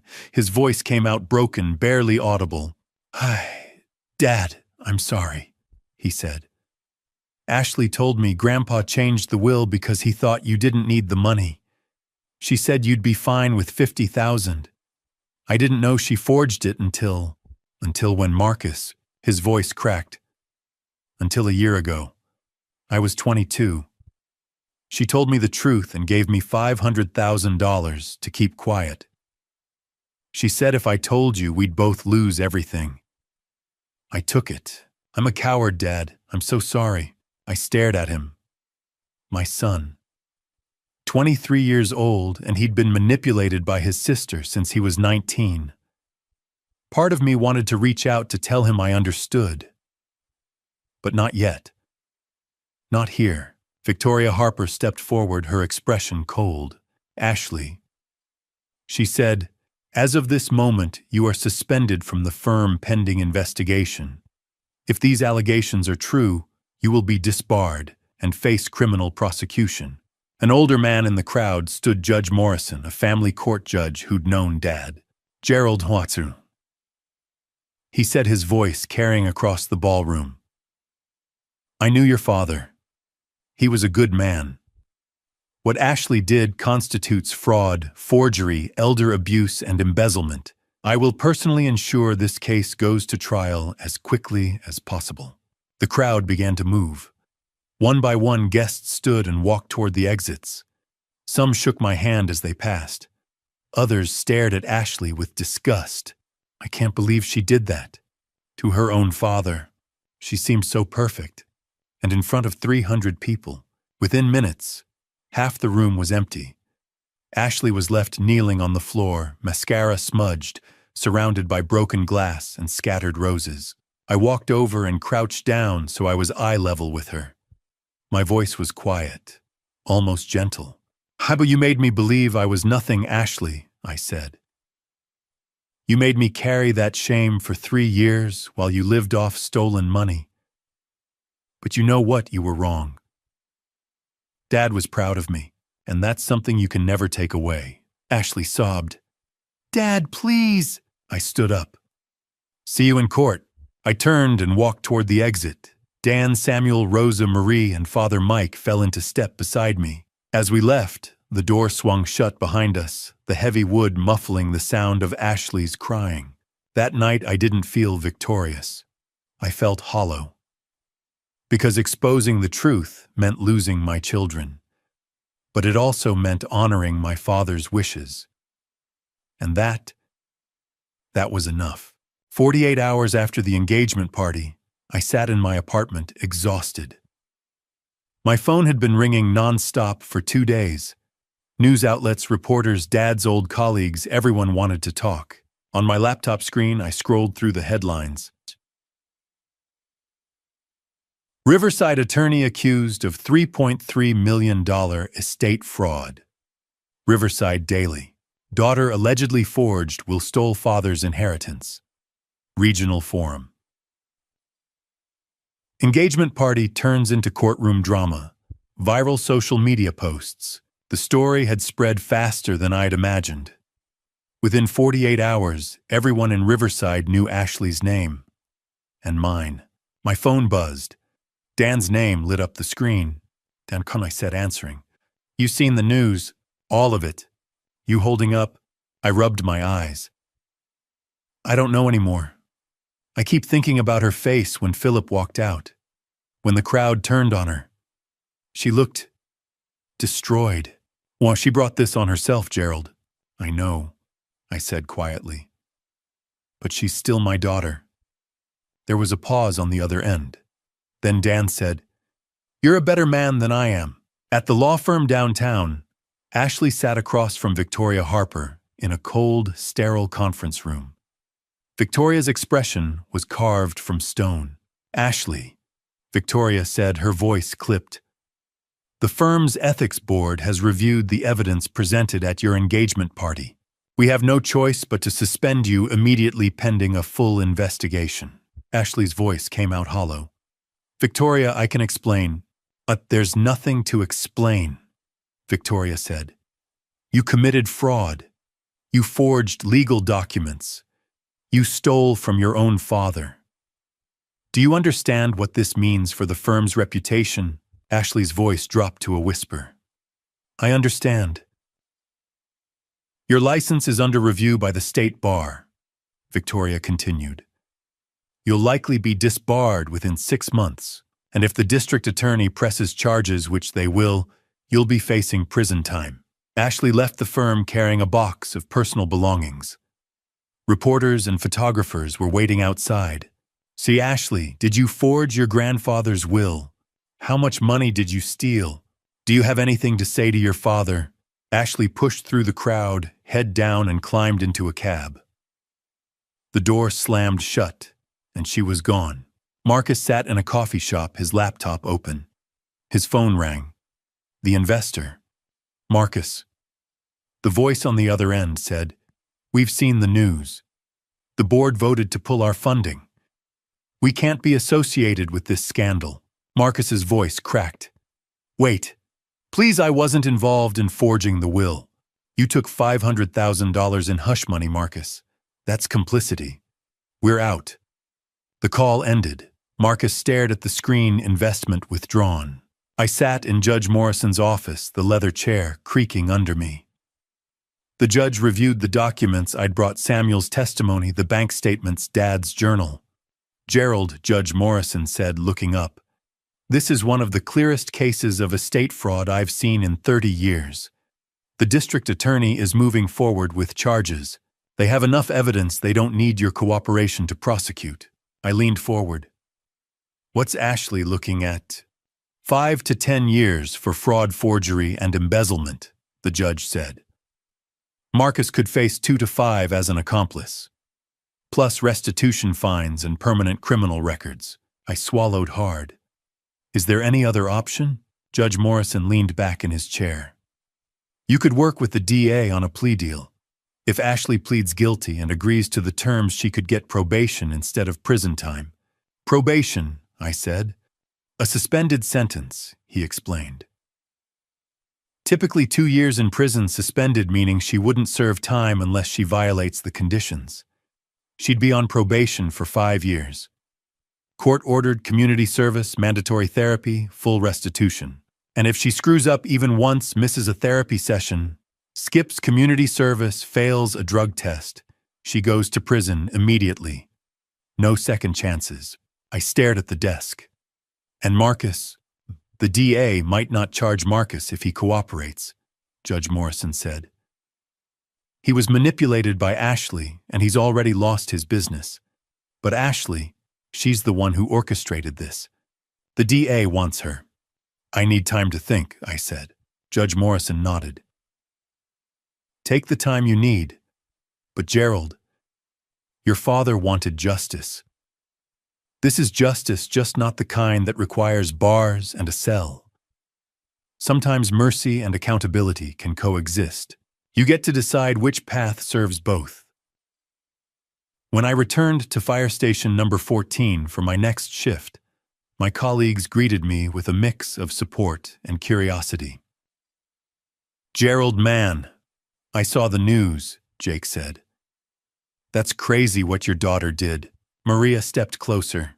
"You okay? You need a few days off?" "I'm fine," I said. "I just want to work." Dan pulled me aside. "People are asking about you. Some of them want to donate money to help with legal fees." I shook my head. "Tell them no. I don't need charity. I just need normal." Back at my apartment, I found my mailbox overflowing. Inside were dozens of letters from strangers who'd read the story online. Dear Mr. Sinclair, I'm so sorry for what your daughter did. My sister stole my mother's estate too. I know how much it hurts. Stay strong, Gerald. You're a hero for standing up for the truth. Your father would be proud. But not everyone was supportive. You humiliated your daughter in front of 300 people. What kind of father does that? You should be ashamed. Not everyone understood. Some people thought I was cruel for exposing Ashley at her engagement party. They called me vindictive, heartless. But they didn't know the whole story. They hadn't carried the shame for 3 years. My phone buzzed. A text from Ashley. Dad, please. Can we talk? I need to explain. Please don't send me to prison. I stared at the message. My thumb hovered over the keyboard. Part of me wanted to ignore her, to let the courts decide her fate. But another part, the part that still remembered her as a little girl, couldn't let go. I typed a reply. Meet me at St. Mary's Church tomorrow, 10 a.m., come alone.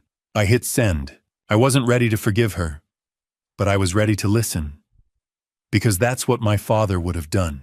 The next morning, I walked into that church, not knowing if I was making the biggest mistake of my life or the most important decision. I sat in the front pew of St. Mary's Church alone.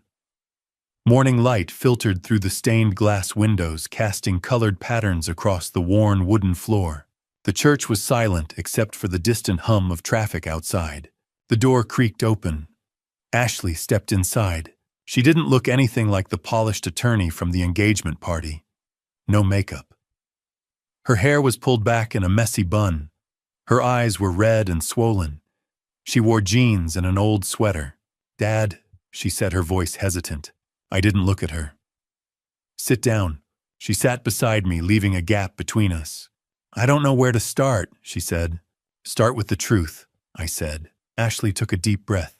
When Grandpa died, I was drowning in debt. Student loans, credit cards. I was struggling. I was afraid of failing. So you stole, I said. I panicked. When Samuel showed me Grandpa's real will, the one that left you 95%, I thought it was unfair. I'd worked so hard. And you were just a firefighter. I flinched. She kept going, tears streaming. I convinced myself Grandpa was confused, that he'd want me to have the money if he knew how much I needed it. So I forged a new will and paid Samuel to bury the real one. And you let me believe Dad was ashamed of me, I said. Ashley sobbed. I know. I'm so sorry. I told myself it was just a small lie, that you'd be fine with 50,000. I didn't think it would hurt you this much. I finally looked at her. My eyes were hard, but there was grief in them too. You didn't think about me at all, Ashley. For 3 years you watched me struggle. You saw me in that tiny apartment working double shifts, and you never said a word. I wanted to tell you. Every time I saw you, I almost... But you didn't, I said.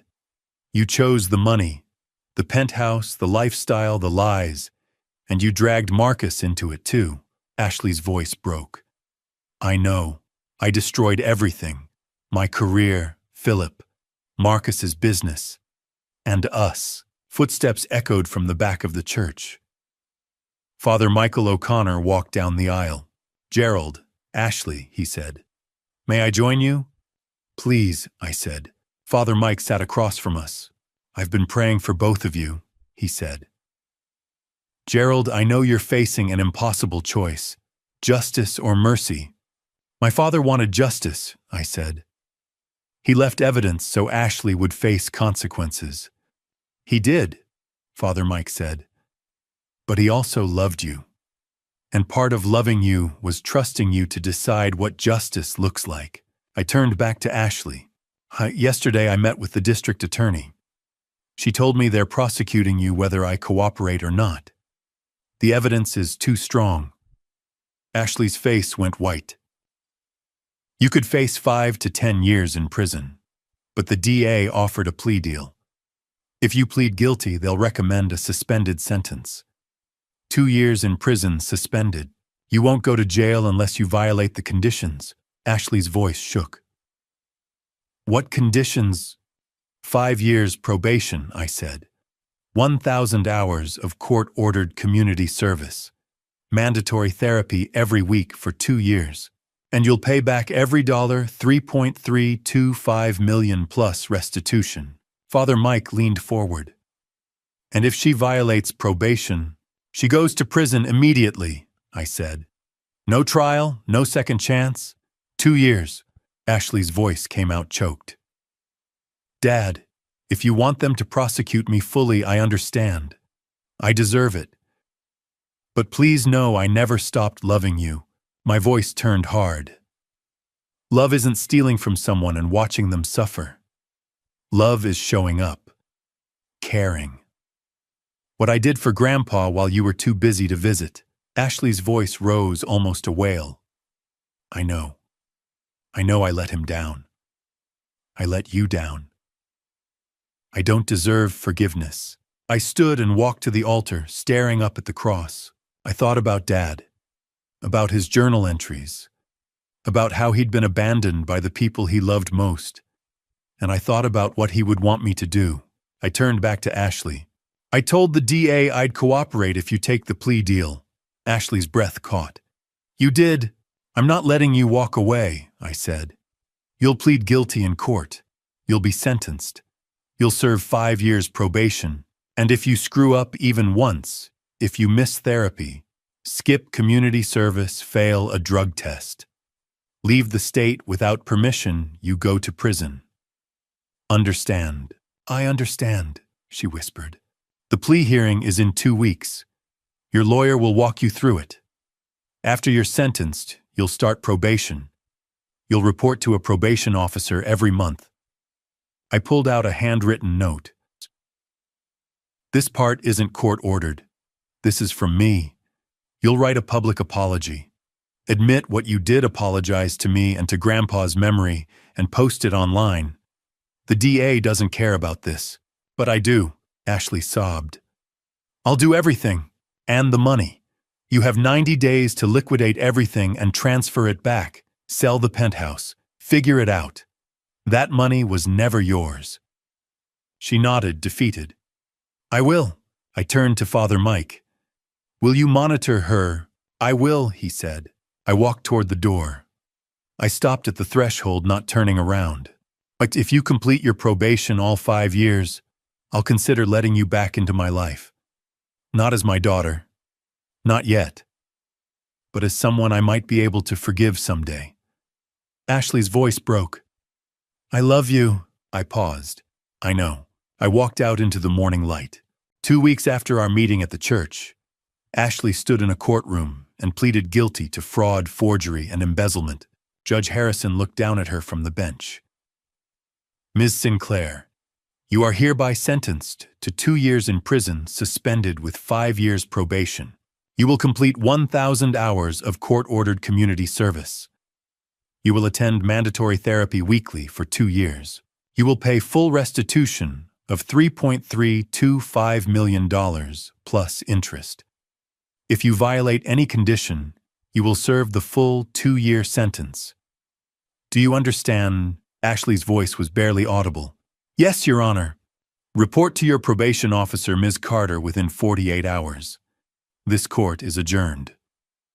For the next 90 days, from late March to June, Ashley lived under the court's watch. Ashley stood in her penthouse, now empty. A realtor handed her papers. We sold it for $825. After fees and mortgage, you'll net about $600,000. Ashley's voice was hollow. Transfer it to my father's account. She moved into a studio on the other side of town.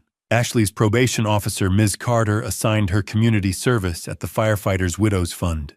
You'll report here every Saturday and Sunday, Ms. Carter said, handing Ashley a log sheet. 8 hours per day. I'll be checking in randomly. If you miss a single hour, you're in violation. I understand, Ashley said. Helen Torres, the director, greeted her sternly. I read the court order, Helen said. Your father is a good man, one of the best firefighters this city's ever seen. Let's see if you have even a fraction of his character. Ashley spent her days organizing fundraisers, calling widows, sorting applications, and listening to stories of loss. One afternoon, Patricia Evans, a widow in her 70s, spoke to Ashley. "My husband died in a warehouse fire in 1998, Patricia said. "He saved 3 children. Your father was on his crew. Gerald held my hand at the funeral and promised I'd never be abandoned." Ashley's eyes filled with tears. "I didn't know that." "Your father is a hero," Patricia said. "I hope you realize that." Ashley attended therapy with Dr. Laura Bennett. "Why did you make these choices?" Dr. Bennett asked. "I wanted to be more than just the firefighter's daughter," Ashley said. "And stealing from your father proved that." Ashley's voice broke. "No, it proved I was a coward." Memories surfaced. Ashley at 10, a classmate sneering, "My dad's a lawyer, that's cooler." Ashley at 16 arguing with Gerald, "Why can't you be a doctor or lawyer?" "I spent my whole life being ashamed of my father," Ashley said. "I became everything I thought would make me better than him. But I was wrong. He was the one with integrity." Ashley posted a public apology online. "My name is Ashley Sinclair. 3 months ago, I committed fraud. I forged my grandfather's will and stole $3.3 million from my father, Gerald Sinclair. I lied to him for 3 years. I manipulated my brother. I betrayed everyone who loved me. There is no excuse. I am working to make amends through court-ordered community service therapy and restitution. To Dad, I will spend the rest of my life trying to become someone you can be proud of." Signed, Ashley Sinclair. The post went viral. Comments poured in, "Takes courage." "Too late. She should be in prison." Ms. Carter appeared at Ashley's apartment unannounced. Random check. "Have you been attending therapy?" Ashley showed her the log. "Every week. Community service hours. 320 so far." Ms. Carter reviewed the documents. "You're doing well, but don't get comfortable. 4.5 more years. One slip and you're done." After Ms. Carter left, Ashley stared at the court order on her wall. 2 years suspended. 5 years probation. One mistake and it all collapses. Gerald read Ashley's post on his phone. Dan sat beside him. "What do you think?" Dan asked. "I think she's trying," Gerald said. "Whether it's genuine or survival, I don't know. But she's on probation for 5 years. If she's faking it, she won't last. And if she does last," Gerald looked out the window, "then maybe there's hope." Marcus appeared at fire station number 14 one evening, thinner and exhausted. "Dad, can we talk?" "What do you want, Marcus?" "I got a construction job. $18 an hour. I'm going to pay you back every dollar, $500 a month. It'll take years, but I'll do it." "You don't have to." "I do. I took that money knowing it was wrong." Gerald saw genuine remorse. "Okay. And Marcus, go to therapy. Figure out why you let Ashley manipulate you. The DA didn't charge you because you cooperated, but you need to understand what happened." Marcus nodded. "I will, Dad," Samuel called. "Gerald, the transfer is complete. 3.325 million in your account. The rural house is in your name. Your father's watch has been returned." Gerald stared at the balance. 3.3 million, the number I'd dreamed about. But now it felt hollow. No amount of money could bring Dad back. I drove to Dad's grave for the first time since the engagement party. I needed to tell him I'd fought for the truth, that I'd honored his wishes, and that I'd chosen mercy over revenge. 1 year later, I returned to his grave, and this time, I didn't come alone. I stood before Dad's grave in Riverside Cemetery. It was a simple granite headstone, Clifford James Sinclair, 1937 to 2019. Beloved father and grandfather. Integrity is choosing courage over comfort.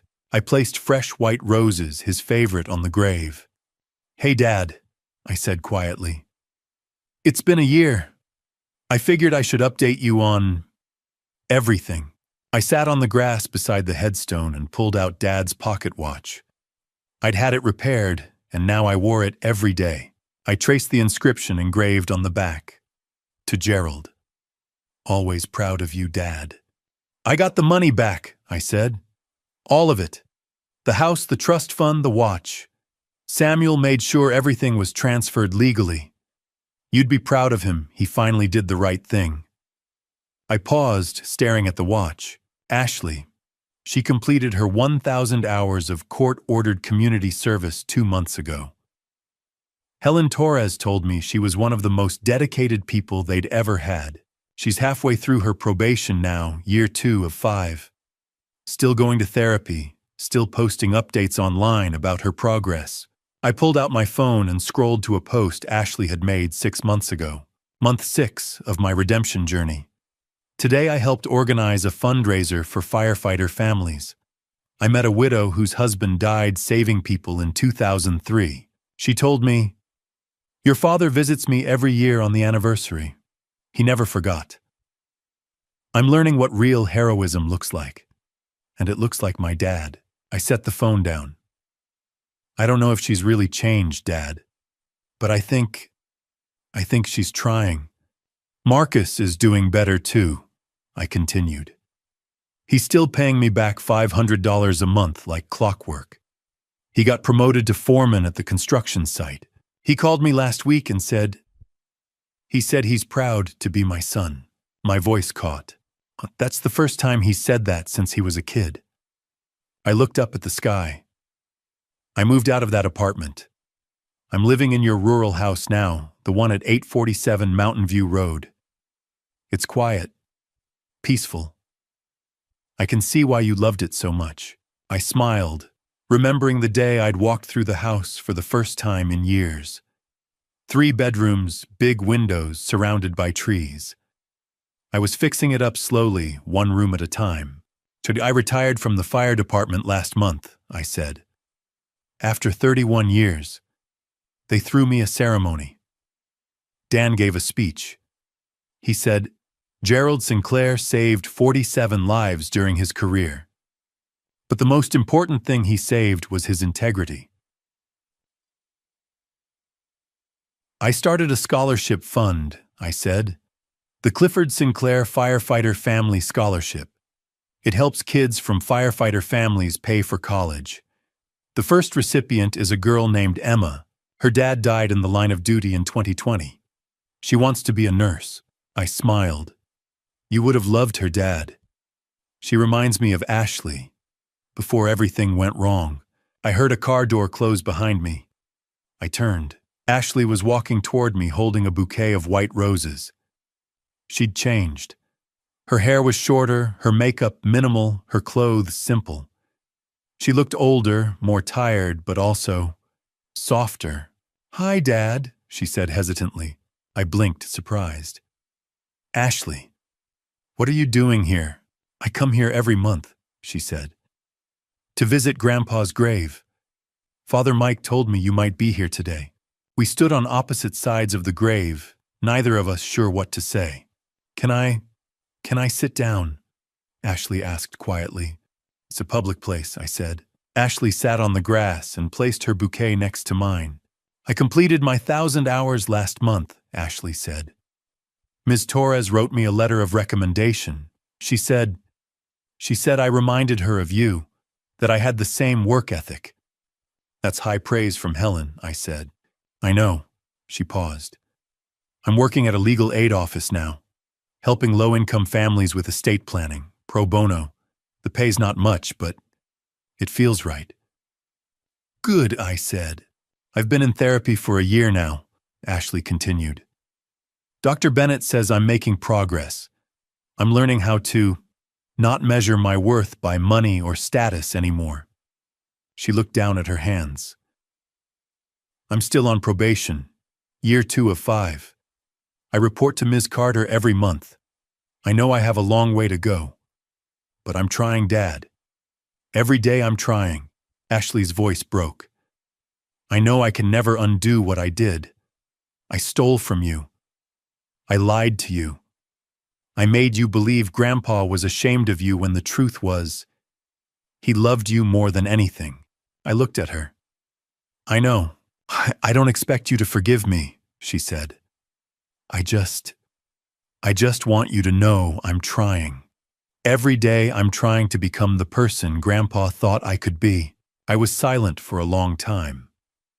Then I reached into my jacket and pulled out a small, worn envelope. Grandpa left this for you, I said. I found it in his journal.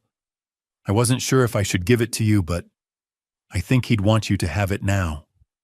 Ashley's eyes widened. What is it? Read it, I said. Ashley opened the envelope with trembling hands. Inside was a handwritten note dated March 2019. She read it aloud, tears streaming down her face. Dear Ashley, if you're reading this, it means you've made mistakes. Big ones. And it means Gerald found the truth. I didn't leave you money because I wanted you to learn something. I failed to teach you that wealth isn't what you own, it's who you are. You're smart, Ashley. But intelligence without integrity is just cunning. I hope someday you'll understand that your father, the firefighter you were once ashamed of, is worth more than 1,000 lawyers. Because he saves people. He shows up. He loves unconditionally. If you're reading this, I hope you're trying to become someone worthy of his forgiveness. If not, then I made the right decision. Love, Grandpa, Ashley sobbed, clutching the letter. I stood up and brushed off my jeans. I looked down at her. I'm not ready to forgive you completely, Ashley, I said. But I'm not angry anymore either. Ashley looked up at me. What does that mean? It means keep going, keep working, keep trying. And maybe in a few years we can have a real conversation. Not as strangers, but as family. Ashley's voice was filled with hope. Really, I said. But only if you keep trying. I walked back to my truck. I stopped and looked back at Ashley, still sitting by the grave. I didn't know if we'd ever be close again. But for the first time in a year, I felt hope. Maybe that was enough. 2 years after that engagement party, I finally understood what my father's legacy was really about. The house smelled like home. I stood at the stove in my farmhouse kitchen, 847 Mountain View Lane, the house my father left me, stirring gravy while Dan set the table. It was March 5th, 2024, 2 years to the day since that engagement party at the Grand Riverside Hotel. 2 years since I stood in front of 300 people and tore my daughter's life apart. "I need another chair," Dan called from the dining room. "5's enough," I said. "Marcus is bringing potatoes. Ashley said she'd be here by 6. Dan raised an eyebrow but didn't say anything. He knew what tonight meant. The doorbell rang at 5:58 p.m. Marcus came in first, carrying a casserole dish of roasted potatoes. He was 25 now, broad-shouldered from 2 years of construction work, and he looked me in the eye when he shook my hand. "Hey, Dad." Marcus." He set the dish on the counter. "Foreman says I might make supervisor by summer. I've been thinking if I get the raise, I can bump the payments to $700 a month, $500 a month for 2 years. $12,000 toward the $500,000 Ashley gave him to stay quiet. He didn't have to do it. The DA never charged him, but he was doing it anyway. "That's good," I said. "Real good." Father Mike arrived next, carrying a bottle of wine and wearing his collar under a flannel jacket. He clapped me on the shoulder and headed straight for the living room, where he and Dan started arguing about the Bears' draft picks. At 6:07, headlights swept across the driveway. I opened the door before she could knock. Ashley stood on the porch, holding a bouquet of daisies, my favorite, and a bakery box. She looked older than 33. Her hair was pulled back in a simple ponytail. No designer clothes, no jewelry. Just jeans, a sweater, and an expression I hadn't seen in years. Uncertainty. "Hi, Dad." "Ashley." She stepped inside, and I took the flowers. "I brought pie," she said, holding up the box. "Apple. From that place on 7th Street you used to take me when I was little," I remembered. Saturday mornings after my overnight shifts. Her in pigtails, me in my turnout pants, both of us covered in powdered sugar. "I remember," I said. Dinner was roast chicken, mashed potatoes, green beans, and too much silence. Marcus talked about the job site. Father Mike told a story about the church bake sale. Dan asked about my vegetable garden. Ashley sat across from me, cutting her chicken into tiny pieces and barely eating. Finally, I set down my fork. 2 years ago tonight, I said, I stood in front of 300 people and told them you forged our father's will, that you stole $3.3 million, that you lied, manipulated, and paid your brother to keep quiet. Ashley's fork clattered onto her plate. Marcus stiffened. Dan and Father Mike went still. "I'm not bringing it up to punish you," I continued. "I'm bringing it up because it happened, and forgiveness doesn't mean forgetting." Ashley's eyes filled with tears, but she didn't look away. "I know," she whispered. "You've spent 2 years trying to make it right," I said. "You finished your probation requirements. You work at a legal aid office helping people who can't afford lawyers. You sold your penthouse and gave me back almost everything you took. Marcus has been paying me back $500 a month even though he didn't have to." Marcus nodded, once his jaw tight. "Yeah, you've both worked hard," I said. "And I see it, I do." Ashley wiped her eyes. "I don't expect you to forgive me, Dad. I just wanted you to know I'm trying. Every single day I'm trying to be the person Grandpa thought I could be." I looked at her, really looked at her. The girl who used to sit on my lap and beg me to read her one more story. The teenager who rolled her eyes when I told her to be careful. The woman who stood in a courtroom and pled guilty to fraud, forgery, and embezzlement. And the woman sitting in front of me now, 2 years into a 5-year probation sentence, trying to rebuild a life she'd burned to the ground. "You want to know what your grandfather left me?" I asked. Ashley nodded.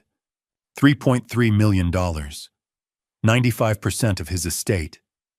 This house. A trust fund. And a watch worth $25,000. I reached into my pocket and pulled out the watch, the one Samuel had returned to me a year ago. I set it on the table between us. "That's a lot of money," Marcus said quietly. "It is," I agreed. "But that's not what he left me." I looked around the table, at Dan, who'd stood beside me through 30 years of fires and family crises, at Father Mike, who'd spent hours counseling all 3 of us, at Marcus, who was learning what it meant to take responsibility, at Ashley, who was learning what it cost. "So my father left me a lesson," I said. "He left me integrity. He left me the knowledge that a man's legacy isn't what he leaves behind in a bank account. It's who he leaves behind and whether they're better for having known him." Ashley's shoulders shook. She covered her face with her hands. "I spent 2 years being angry," I said. "Angry at you for lying. Angry at myself for not seeing it sooner. Angry at Dad for dying and leaving me to deal with all of this." I picked up the watch and turned it over. The engraving on the back read, "To Clifford, 30 years of service. Riverside Fire Department." "But anger doesn't build anything," I said. "It just burns." I looked at Ashley. "So here's what I'm offering. Not forgiveness, not yet, but a chance. You keep doing what you're doing. You keep showing up. You keep helping people. And maybe in a few more years we'll get back to something that looks like family." Ashley nodded, tears streaming down her face. Okay. But if you ever lie to me again," I said, and my voice went cold. "We're done. You understand?" "I understand." Father Mike cleared his throat. "I think that calls for pie." We laughed shaky, uncertain laughter, but it was something. After dinner, Ashley reached into her bag and pulled out a wooden box. She set it on the table in front of me. "I made you something," she said. I opened it. Inside was a handmade chess set. The pieces were carved from dark walnut and pale maple, each one sanded smooth and polished until they gleamed. It took me 6 months," Ashley said. "I've been taking woodworking classes at the community center. I thought maybe we could play sometime, like we used to." I picked up the white king. It was solid, real, made with patience and time. "Yeah," I said, my voice rough. "I'd like that." When I think about everything that happened, I realize that family betrayal isn't just about stolen money or forged documents. It's about broken trust, the kind that takes years to rebuild if it ever comes back at all. Grandpa stories like mine aren't rare. Every family has secrets. Every inheritance brings out sides of people you never knew existed. My father used to say, "God gives us free will, Gerald." That means we can choose mercy or we can choose vengeance. But only one of those builds something worth leaving behind. I didn't understand that for a long time. When I discovered the family betrayal, the lies, the theft, the manipulation, I wanted justice. I wanted Ashley to pay. But justice without mercy is just revenge in a suit and tie. And revenge doesn't heal anything. So here's my advice. If you're facing family betrayal or wrestling with someone who hurt you, don't do what I almost did. Don't let anger make your decisions. Don't let pride keep you from offering a second chance if they're willing to earn it. Ashley spent 2 years proving she wanted to change. Marcus did the same. Grandpa stories teach us that legacy isn't about what's in the will.